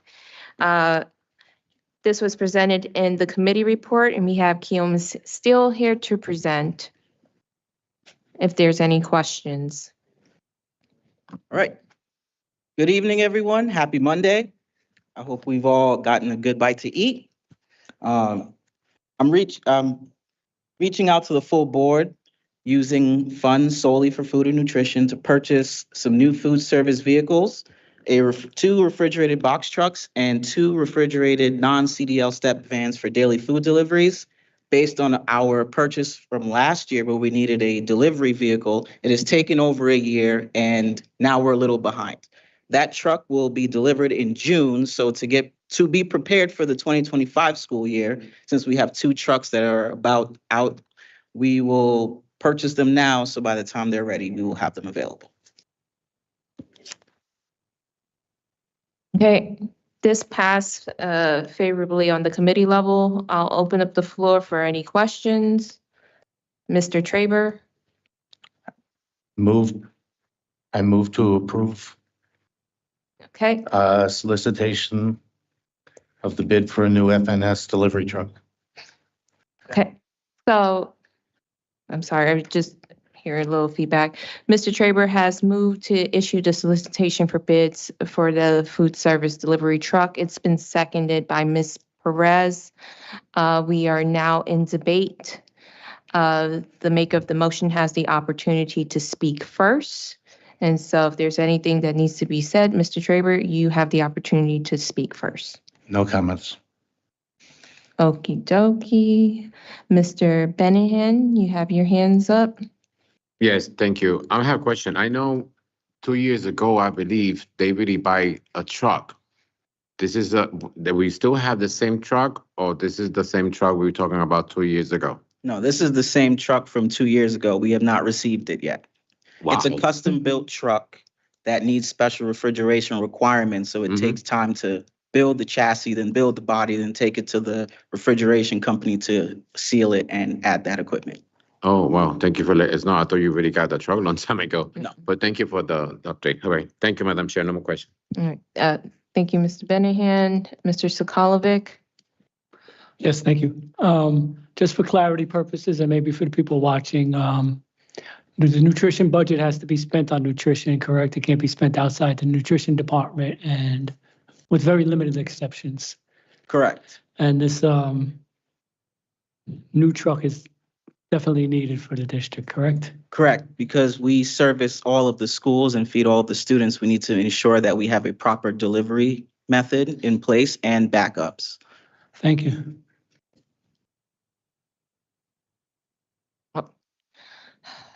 Pursuant to Robert's rules, I want to go around, make sure there's any other board members that have inquiry, then I'll come back to you, Mr. Traber.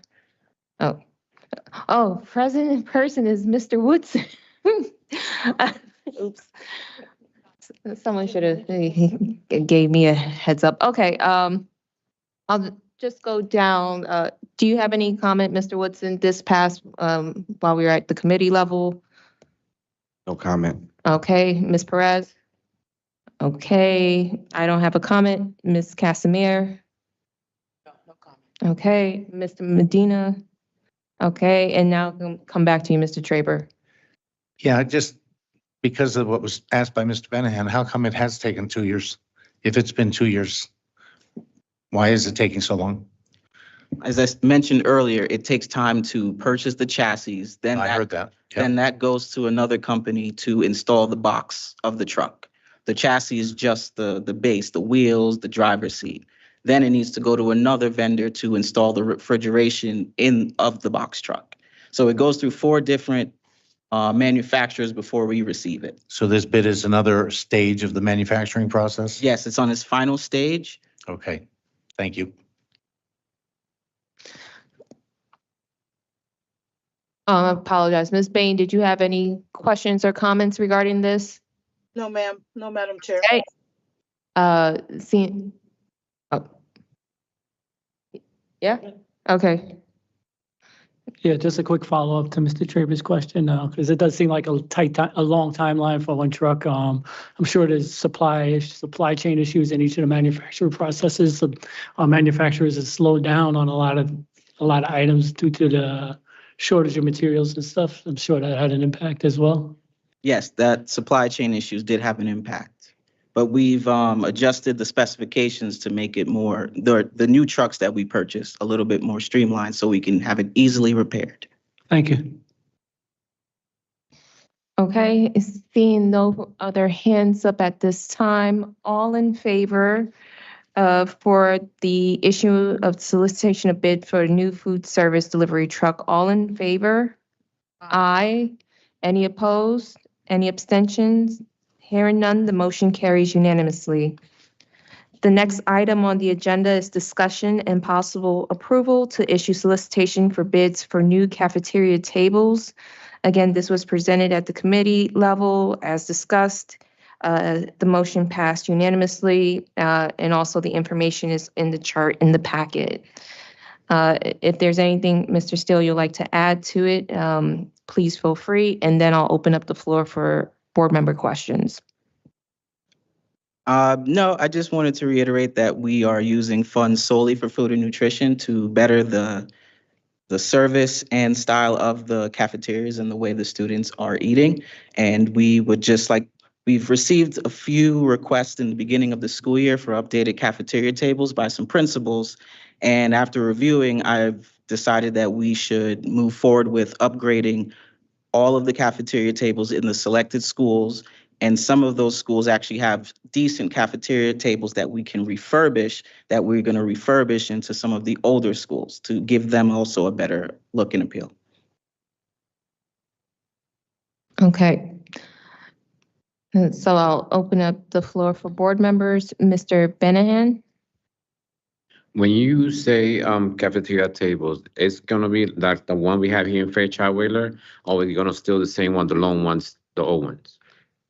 It's a combination of both. It's not exactly the ones we have in Fairchild Wheeler. It'll be a mixture of the convertible tables that can become a bench, but we're also going to add some new style of cafeteria tables that will kind of reduce the amount of students sitting at one table, but will not reduce the amount of students that can sit in the cafeteria. Okay. So we want to give them better appeal and really change the dynamic of what an elementary school cafeteria looks like. And I don't know if you put in the package, but how much are gonna be like the tables? Is you gonna be what school you're not talking all school, you're talking different school that will be have Yes, it will be different schools that will receive new tables. Yeah, And we've identified schools that have decent tables that we will repurpose into an older school. and exactly around how much are gonna be cost the tables? Excuse me? How much gonna be cost the tables for for different schools? In total, it'll cost $396,000. All right, thank you. No more question, Madam Chair. Thank you. Thank you, Mr. Benaham. Ms. Casimir?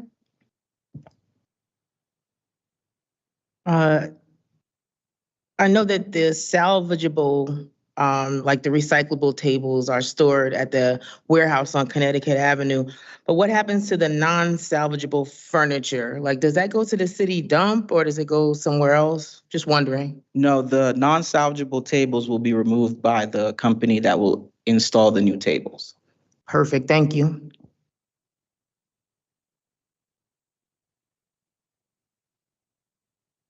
Mr. Medina? I move to approve the solicitation for bids for the new cafeteria tables. It's, Mr. Medina has moved to solicit solicitation for bids for new cafeteria tables. It's been seconded by Ms. Perez. We are now in debate. Pursuant to Robert's rules, the maker of the motion has the opportunity to speak first. Mr. Medina, do you have anything to say in debate regarding this? None, thank you. Okay. All right. Seeing that there's no hands up in debate for this item, I'll entertain a vote. All in favor for solicitation for bids for new cafeteria tables? All in favor? Aye. Any opposed? Any abstentions? Hearing none, the ayes carry unanimously. The next item on the agenda is discussion and possible approval to issue solicitation for bids for the Nutrition Center maintenance contract. Again, Mr. Steele is here. It passed on the committee level, and I will allow him just to give a brief presentation and then open up the floor for any questions. All right. Since my arrival at Bridgeport Board of Education in August of 2022, I've identified that a lot of our school cafeterias and equipment was neglected. So we found a new food service contractor last year that has assisted us with updating, maintaining, and keeping our equipment up to date.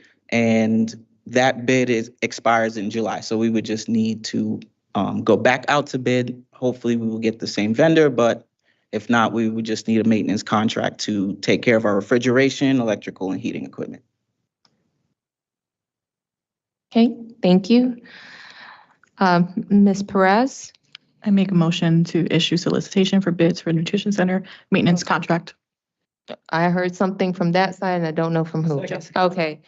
So Ms. Perez has moved to issue the solicitation for bids for the Nutrition Center maintenance contract. It's been seconded by Mr. Sokolovic. We are now in debate. Pursuant to Robert's rules, the maker of the motion has the opportunity to speak first. Ms. Perez, do you have anything?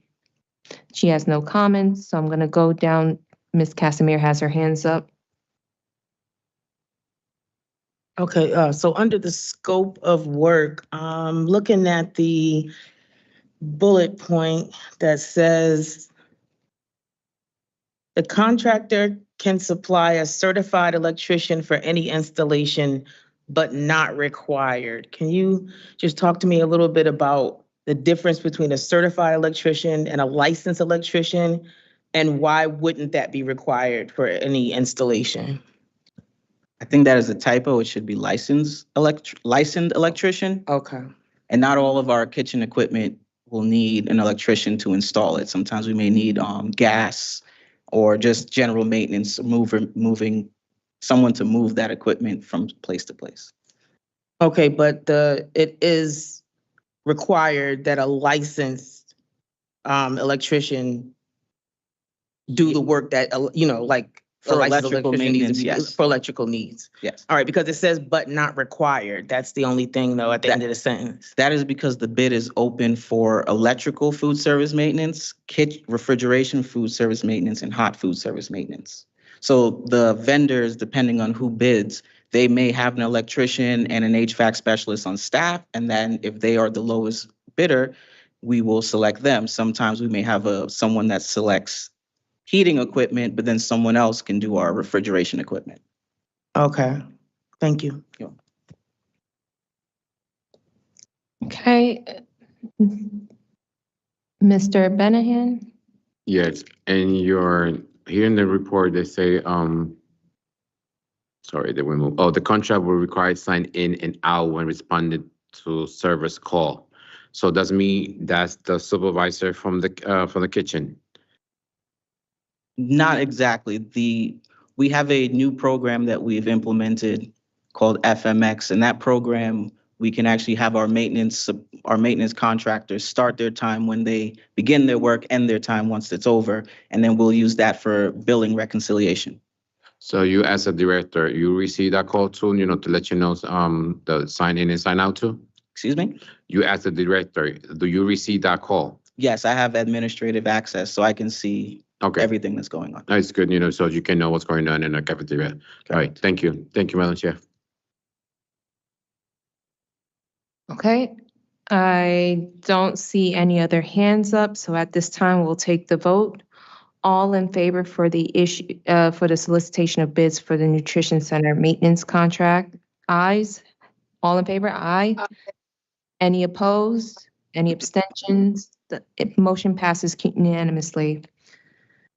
The next item on the agenda is discussion and possible approval to issue solicitation for bids for Nutrition Center uniforms.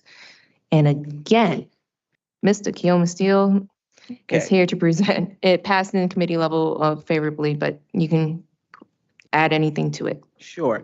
We're looking to the board to approve this bid for our uniforms, our cafeteria staff, warehouse staff, custodial, maintenance, clerical, and supervisor uniforms. This includes the kitchenware as well. And for our cafeteria staff, even though our uniforms will be funded by the Food and Nutrition Department solely from that budget, cafeteria staff receives a uniform allowance. So they will be purchasing their uniforms from us, so we will make the sales from that. Okay, is there any questions or comments? Mr. Benahan? When I see the picture of the uniform, do you know what kind of material is this? Yes, it's a high-grade cotton for the cafeteria staff because of the oil and the heat that's in the kitchen. Also, we're making that change because a lot of our cafeteria staff has expressed the need for a long sleeve shirt. So that is why we made that change. For our warehouse and custodial and drivers, their uniforms have a reflective material because they are doing work early in the morning before the sun. And how many uniform each employee will receive? Excuse me? How many uniform each employee will receive? That I'm not 100% sure. That'll be based on how many of them purchase the uniforms for next school year. So you want to tell me that the employee had to purchase the uniform? So depend how many is employee. It's not your department don't give it a uniform, right? No, we only supply uniforms to our warehouse drivers and custodial staff based on their union contract. The cafeteria staff, they purchase their uniforms from a uniform allowance based on their contract. Okay. All right, thank you. No more question, Madam. Ms. Casimir? Just one quick question. Are hair nets required for the staff that's working around food? Yes, hair nets are required for everyone in the kitchen serving food and in the cafeterias, but hair nets are not a part of their uniforms that they need to purchase. We supply that, and anything OSHA regulated, we supply the staff. Thank you. Mr. Traber? Yes, I think my question was answered. Your bid request, it says cafeteria, warehouse, custodial, those are all food and nutrition employees, Correct. Food and nutrition has a, not the others. Thank you.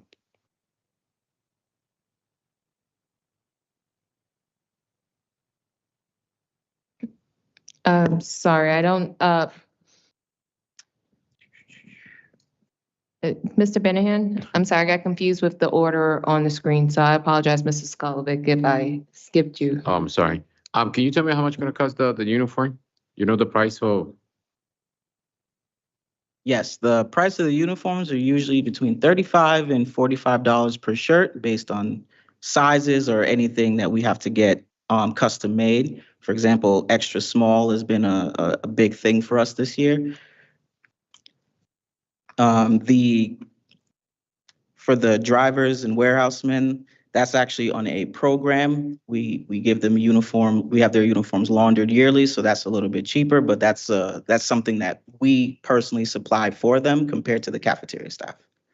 And when an employee, they see buy more of 3 uniform, they don't have a discount, something like that, but sometimes company, they do that when you buy more, so it's gonna be less money.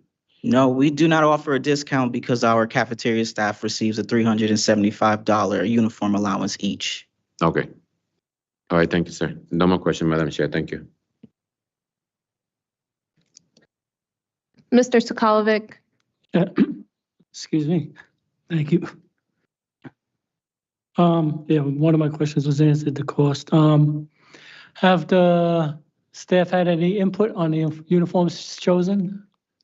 Yes, they did. The current uniforms that they're wearing, they do not like the quality of the polos. They're not that good. And they also wanted something that's long sleeve. So this plan will actually give them options, short sleeves, long sleeves, and they'll also receive a light jacket. That way they're not wearing their outside clothing in the kitchen when it's cold.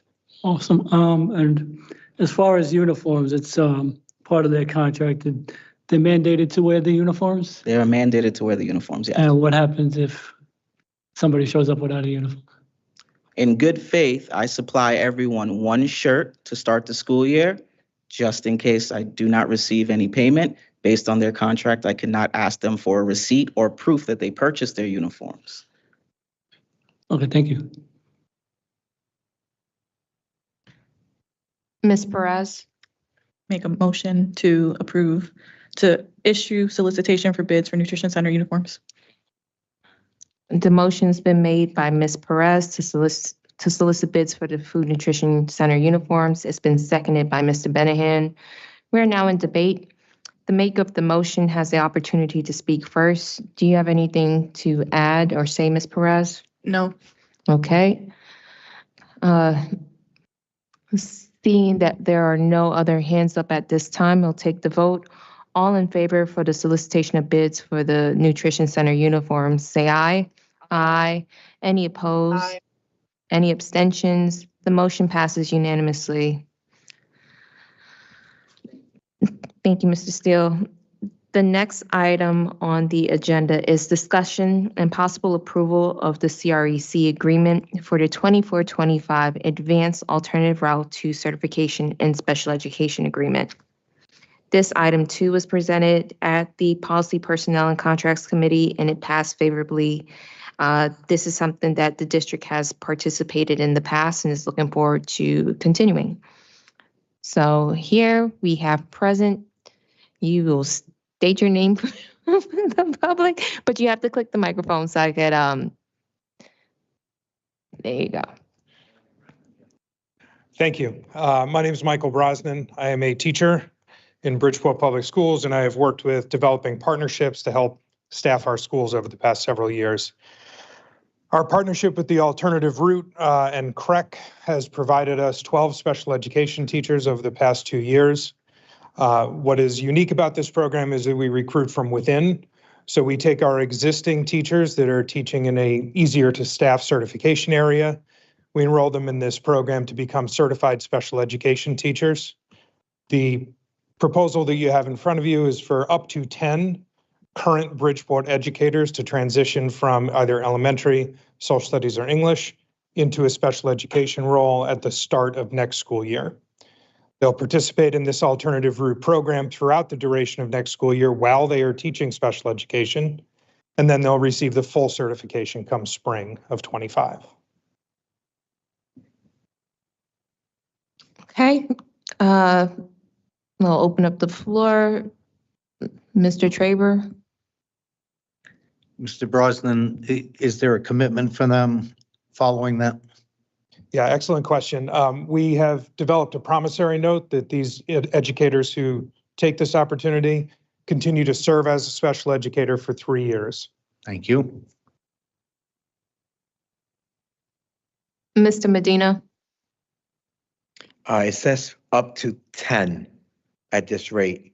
If more people want to take advantage of this, do we have any plans towards that, or that's not? I would love it if we could take up to 20 or 30. There's certainly a need for special education. When I met with Dr. Sacchi and we conferred with the chief financial officer, she was able to encumber the funds for 10. Certainly be open to hosting more, however. Thank you. And the other question, he asked it already. Thank you. Okay, Mr. Benahan. Thank you. That's included, like you said, 10 staff, right? Yes. That's included for all schools from the pre-K until high school? That's correct. So I believe you're gonna have the staff, they're gonna have a report how to deal with a special needs student, right? Because I know it's 10 and I feel for so many students we have, and then I know special needs department is a large of kids. So how it will handle from only 10 staff with the amount of students we have a special need? That's an excellent question. We hope to continue to recruit from our university partners to fill other vacancies. These 10 teachers would be filling some of our existing vacancies, but certainly not all. I know, all right, thank you. I know it's not easy, you know, it's a great job and everything. I know it's gonna be very responsibility, but I want to be sure the staff, they don't have, go crazy or go stress and, deal with so many students, different situation, different process, protocol and everything. So it's something that I have to be careful. All right, thank you. No more question, Madam Chair. Thank you, sir. I do appreciate your question. All of the candidates who are enrolled in this program will receive a mentor from Bridgeport Public, who is a current special education teacher, as well as a mentor through the correct program itself. So they will be supported in the new role, but I thank you for your question. It's an excellent point. Thank you for your answer. Thank you, Madam Chair. Ms. Perez. Do we already have the 10 teachers or? No, I figured I'd wait for y'all. Okay. Okay. No, the idea, that's the truth. That's my I question. do have an information session late, you're right. scheduled for later this week for all those who are interested, which I will send out the communication maybe Gotcha. tomorrow. Yeah, morning. hopefully. And if there are more, what's the selection process like if there's more than 10? That's a great question. So they will apply through Bridgeport Public, hoping that there's an overwhelming number of folks who do apply. Correct will have to do their own vetting, but we will as well in the Office of Human Resources. Okay. Thank you. So I'm gonna make a motion to approve the correct agreement for the 24-25 advanced alternative route to certification and SPED agreement. Mr. Traber. Oh, y'all said it like at the same time, but Mr. Benham kind of beat you with just saying it out loud. Okay. So there's been a motion by Ms. Perez to approve the correct agreement for the 24-25 advanced alternative route to certification in SPED, and a very close second by Mr. Benahan. We are now in debate for this motion. The maker of the motion has the opportunity to speak first. Is there anything you'd like to add, Ms. Perez? Okay. There's no comment. Are there any additional questions or comments?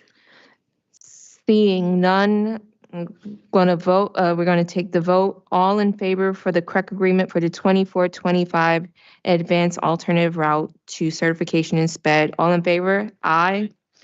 Any opposed? Any abstentions? The ayes have it. It passed unanimously. Thank you so much.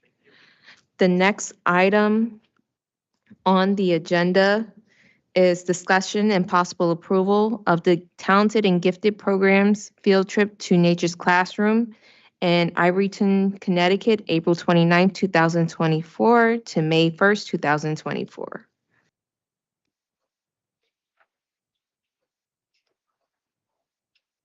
Hello, good evening, board members of the board. My name is Laura Dioria, and I am the tag teacher at Luis Munoz Marin School. Present with me on Teams is Pam Musanti, who is the tag teacher at Winthrop School.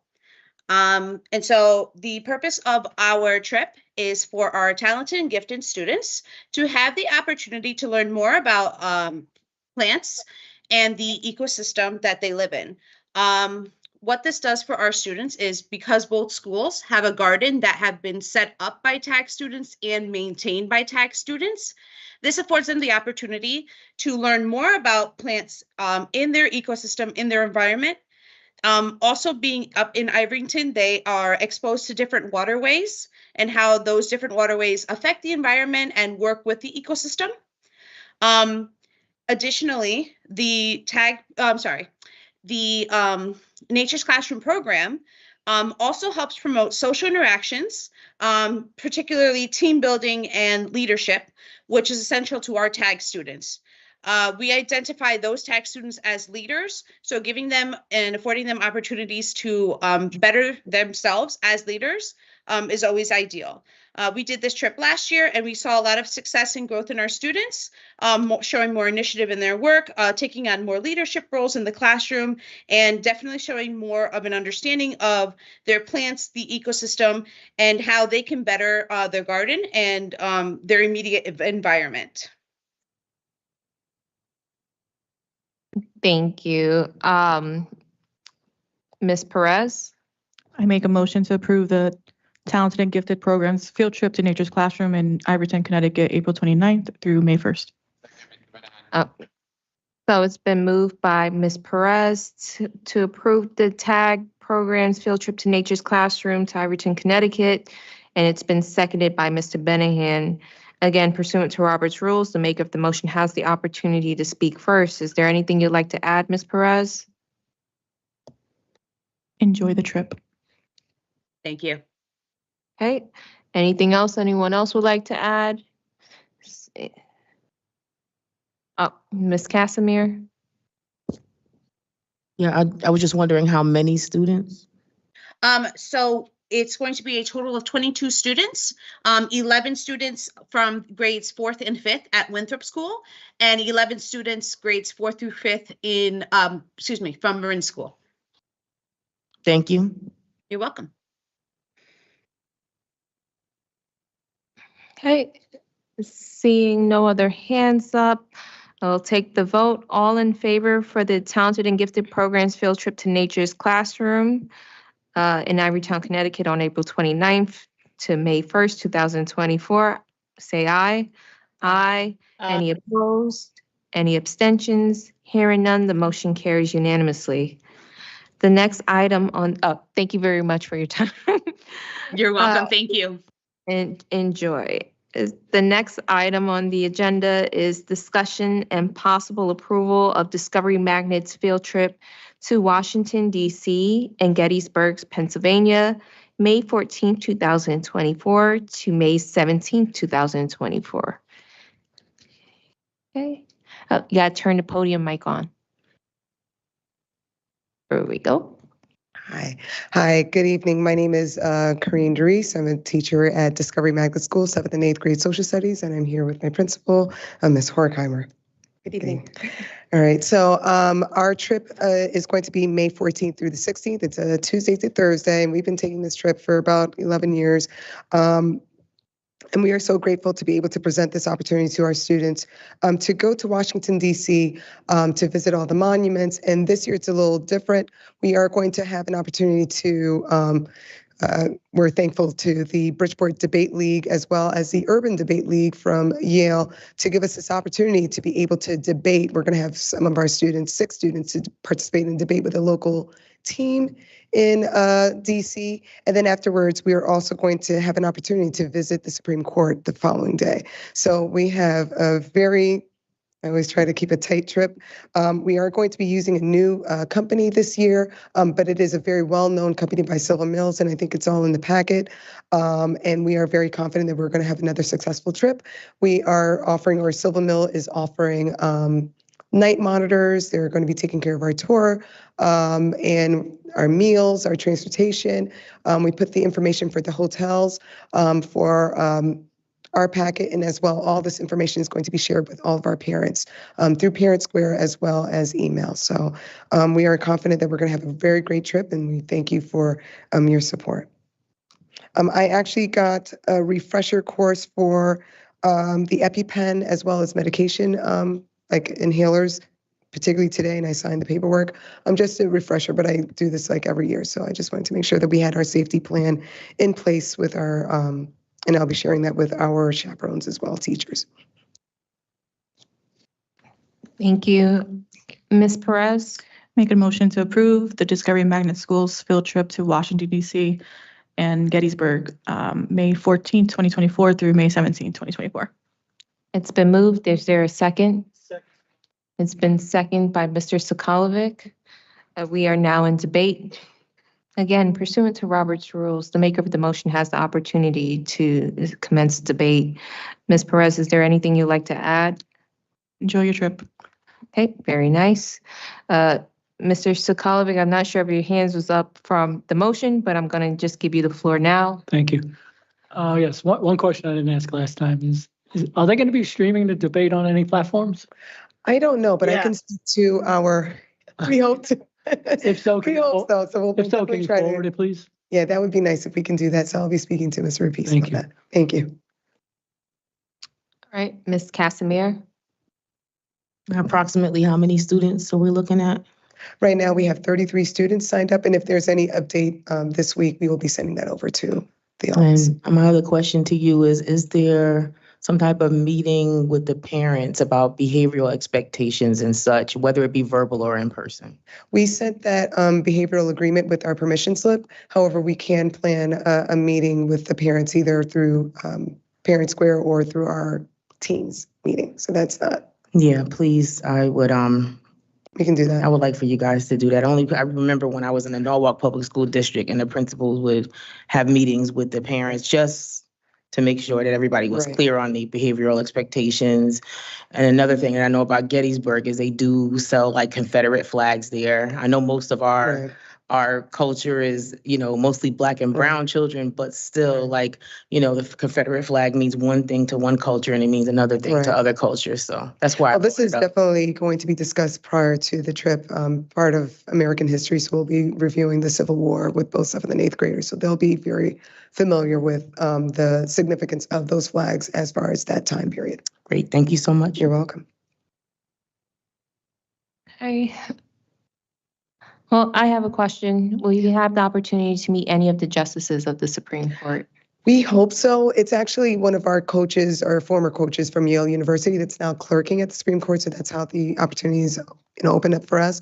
I don't know if we will be able to meet with anyone, but if it's by chance and they're passing by, hopefully we'll be able to stop one. Which justice do they clerk for? I think it's Sotomayor. Oh, very cool. All right, no, that's the end of my questions. See, very detailed. Let's see.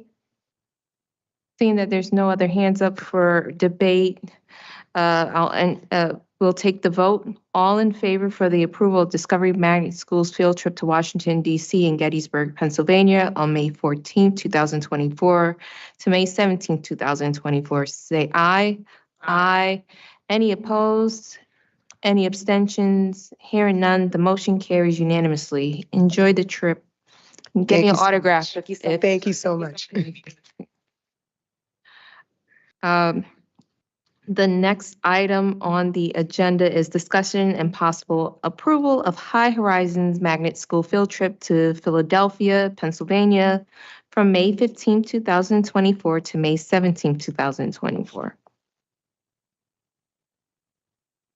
Good evening. The podium's already on, Okay, so it's perfect. ready for you. Good evening. My name is Francine Carbone. I'm the principal of High Horizons Magnet School. I'm accompanied by Timothy Meehan, who is the lead teacher on this field trip. As indicated in the packet, the purpose of the trip is to explore historical and cultural sites that are aligned with American history. We use the same tour company that we've been using for quite some time, providing security, meal plans, itineraries. It's in the packet, but I would like to defer to Mr. Meehan to give you more specific information regarding the trip, as he's been doing this a lot longer than I have. Thank you. So we haven't done this trip since 2019, and then the pandemic came. And so last year was the first year that we actually got to go back to Washington, D.C. for a 4-day trip. So our current 8th graders, since 7th grade, they spend a day in Boston in the fall of the 7th grade. They spent 4 days in Washington, D.C. last year. We traveled to the Statue of Liberty and the 9/11 Memorial in October. And then we went to Hartford to the old State House in April. And now we'll end the year with 3 days in Philadelphia. For our 7th graders, they're in the beginning of that. They've done New York and now they're going to do Philly. And many of them will come back with us next year to do Washington, D.C. again. So we've been doing it a long time. We know all the safety precautions. Yes, we have a meeting May 1st for our parents. The parents all have access to reach me at any time. And I have access to Mrs. Carbone at any time. So anyway, any questions or? Ms. Perez.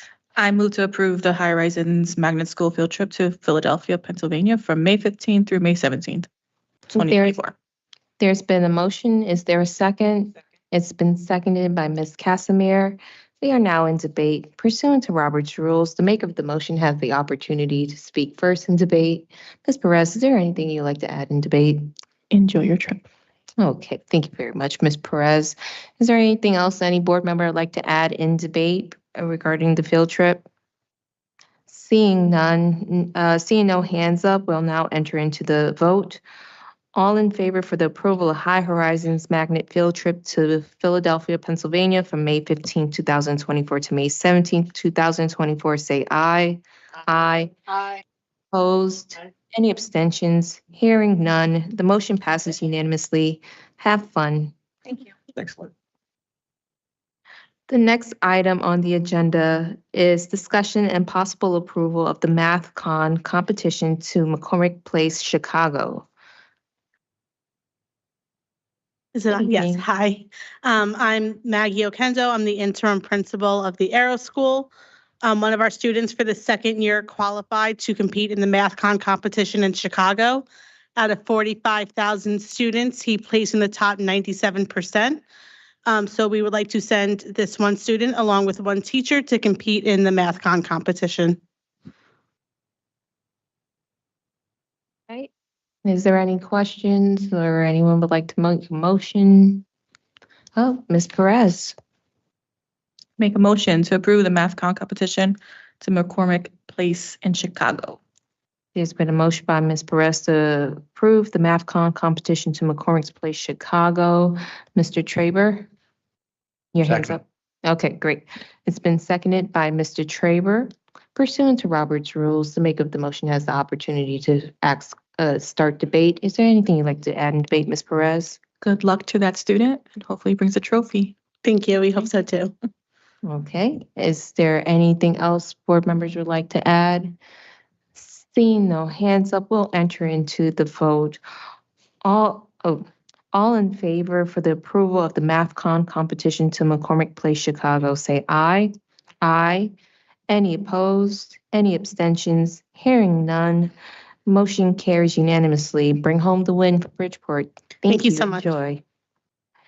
The next item on the agenda is discussion and possible approval of the Adult Education Grant Application Program Enhancement Project, PEP. Okay. Good evening, members of the board and Dr. Olivia David and our executive board branch as well. My name is Lynn Stevens. I am the Director of Adult Education here in Bridgeport, and I am truly appreciative of your time, as I know I stand between you and going home. So thank you.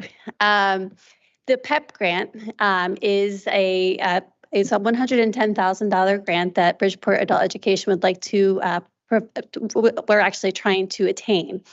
I'm really excited about this grant because to me, this is the first step in really becoming a model program in the state of Connecticut. What it enables us to do is to move beyond the instructional piece to provide an opportunity for our students to engage in a workplace exploration, post-secondary opportunities and training while they're at adult education, and to continue on. This year, Bridgeport Adult Education actually enrolled over 1,300 students in our program. Over half of those students have children 18 and under within Bridgeport. So we know that not only are we educating our students, but we are also educating the next generation. And additionally, we're providing them with opportunities for gainful employment for their families. So this is near and dear to my heart for that reason. The grant is composed of 3 different priority areas that we are applying for. The first one is instructional innovation. We are targeting our 17 and 18-year-old students for this grant because we really feel that this cohort needs those wraparound services. They need an embedded workplace exploration program. They also need to have the support of counseling, SEL, and really engaging our teachers in the learning process around cultural competency as well. So that's part of the instructional innovation project. It also embeds community services, so bi-weekly workshops where students can learn about the community resources that are available to them and explore workplaces through field trips that are actually a component of this priority area. The second priority area is technology integration and expansion of services. This creates a digital literacy program. Our intention is to develop a digital learning plan. We will also be hiring a digital navigator should we receive these funds. The navigator will actually have an opportunity not only to work with students, but to work with staff to ensure that they have the digital literacy skills to work with our students as well. The other big piece of this is that we will offer students credentials, Microsoft Office Specialist, North Star, which is a basic learning program around digital literacy skills. We want to make sure that all of our students leaving adult education have the digital literacy skills that they need to not just for employment, but also for post-secondary. And lastly, really for life. And then lastly, the transition, career navigation, and support, which is the largest component of this grant, it's $50,000, is really embedding those workplace exploration skills through a cohort-based program. We'll have a curriculum embedded into the program, and students will have the opportunity to explore career pathways. We will focus on 3 career pathways, being healthcare, education, and manufacturing in collaboration with the workplace. Our intention is to make sure that students have the skills necessary before they leave adult education again. We will have an opportunity to purchase virtual reality glasses where students can explore careers virtually. Additionally, we have a program that we would like to purchase called NGen. And NGen is a program that provides an opportunity for our students that have English as a second language to explore, I think, over 120 different career options. And it might be students who have come to us from another country who already have credentials in that country, but want to learn the language here, want to learn English so that they can be gainfully employed in their profession. It might be students that are just exploring a new career, and they can explore this through this NGen, this platform. And lastly, we will hire a workplace developer, and that workplace developer will work specifically with our ESL students, with our high school students, to ensure that they are able to explore careers through job shadows and internships, and make sure, again, that they have an individualized plan prior to graduation. Thank you, Ms. Stevens. Ms. Perez? As far as the transition and career opportunity, does that also include like college, looking into college programs, or is it mostly for work? No, absolutely. It's post-secondary, it's training programs as well, and then directly into workplace for some students. Thank you. So I'm going to make the motion to approve the adult education grant application program enhancement project. Mr. Sokolovic, you had your hand up next. Yeah, I'll second it first. Okay, so Ms. Perez has moved for the approval of the adult education grant application program enhancement project, PEP. It's been seconded by Mr. Sokolovic. We are now in debate. The maker of the motion pursuant to Robert's rules have the opportunity to start debate first. Is there anything you'd like to add, Ms. Perez? No comment. Ms. Perez has no comment. Mr. Sokolovic, I forgot to turn your mic on. I'm just going to start facilitating debate. Ms. Casimir, you had your hands up. Yes, two quick questions. Can you give me a couple of examples of the field trips?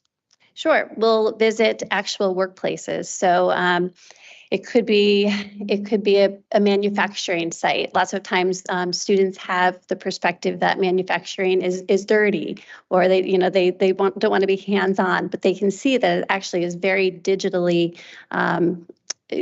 formatted now. So manufacturing would be an example of one of those.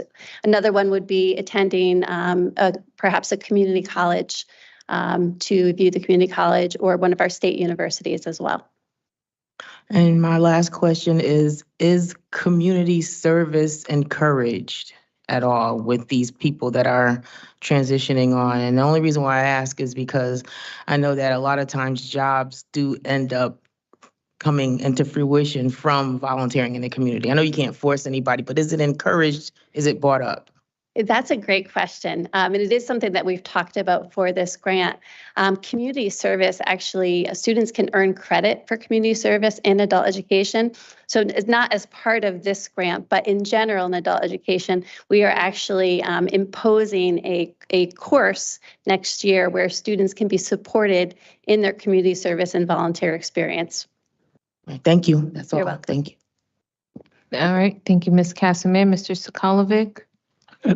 Yes, thank you. This grant, does it cover all the increased costs, or is it deferring some of the costs? The grant covers all of it's an expansion grant, so it covers all of the services that I've discussed. Awesome. But it does not include any of the state services. And this is a one-year grant? It's a 4-year grant. It's a continuation grant. So the 110, is it renewable, or is it 110 in total? It's 110 per year. Okay. It will be renewed as long as we are adhering to all of the requirements of the grant each year. Awesome, thank you. You're welcome. Okay. Seeing no other hands up at this time, I'll take the vote. All in favor for the approval of the Adult Education Grant Application Program Enhancement Project, PEP. All in favor? Aye. Aye. Any opposed? Any abstentions? Hearing none, the motion passes unanimously. Thank you, Ms. Stevens. Then Ms. Perez. Thank you. Make a motion to adjourn. It's been a motion to adjourn. It's been made by Ms. Perez, seconded by Mr. Benahan. All in favor? Aye. The ayes. Any opposed? Any abstentions? Hearing none, it passes unanimously. The time now is 8:57 p.m. That concludes this evening's Board of Education meeting. Have a good night, everyone.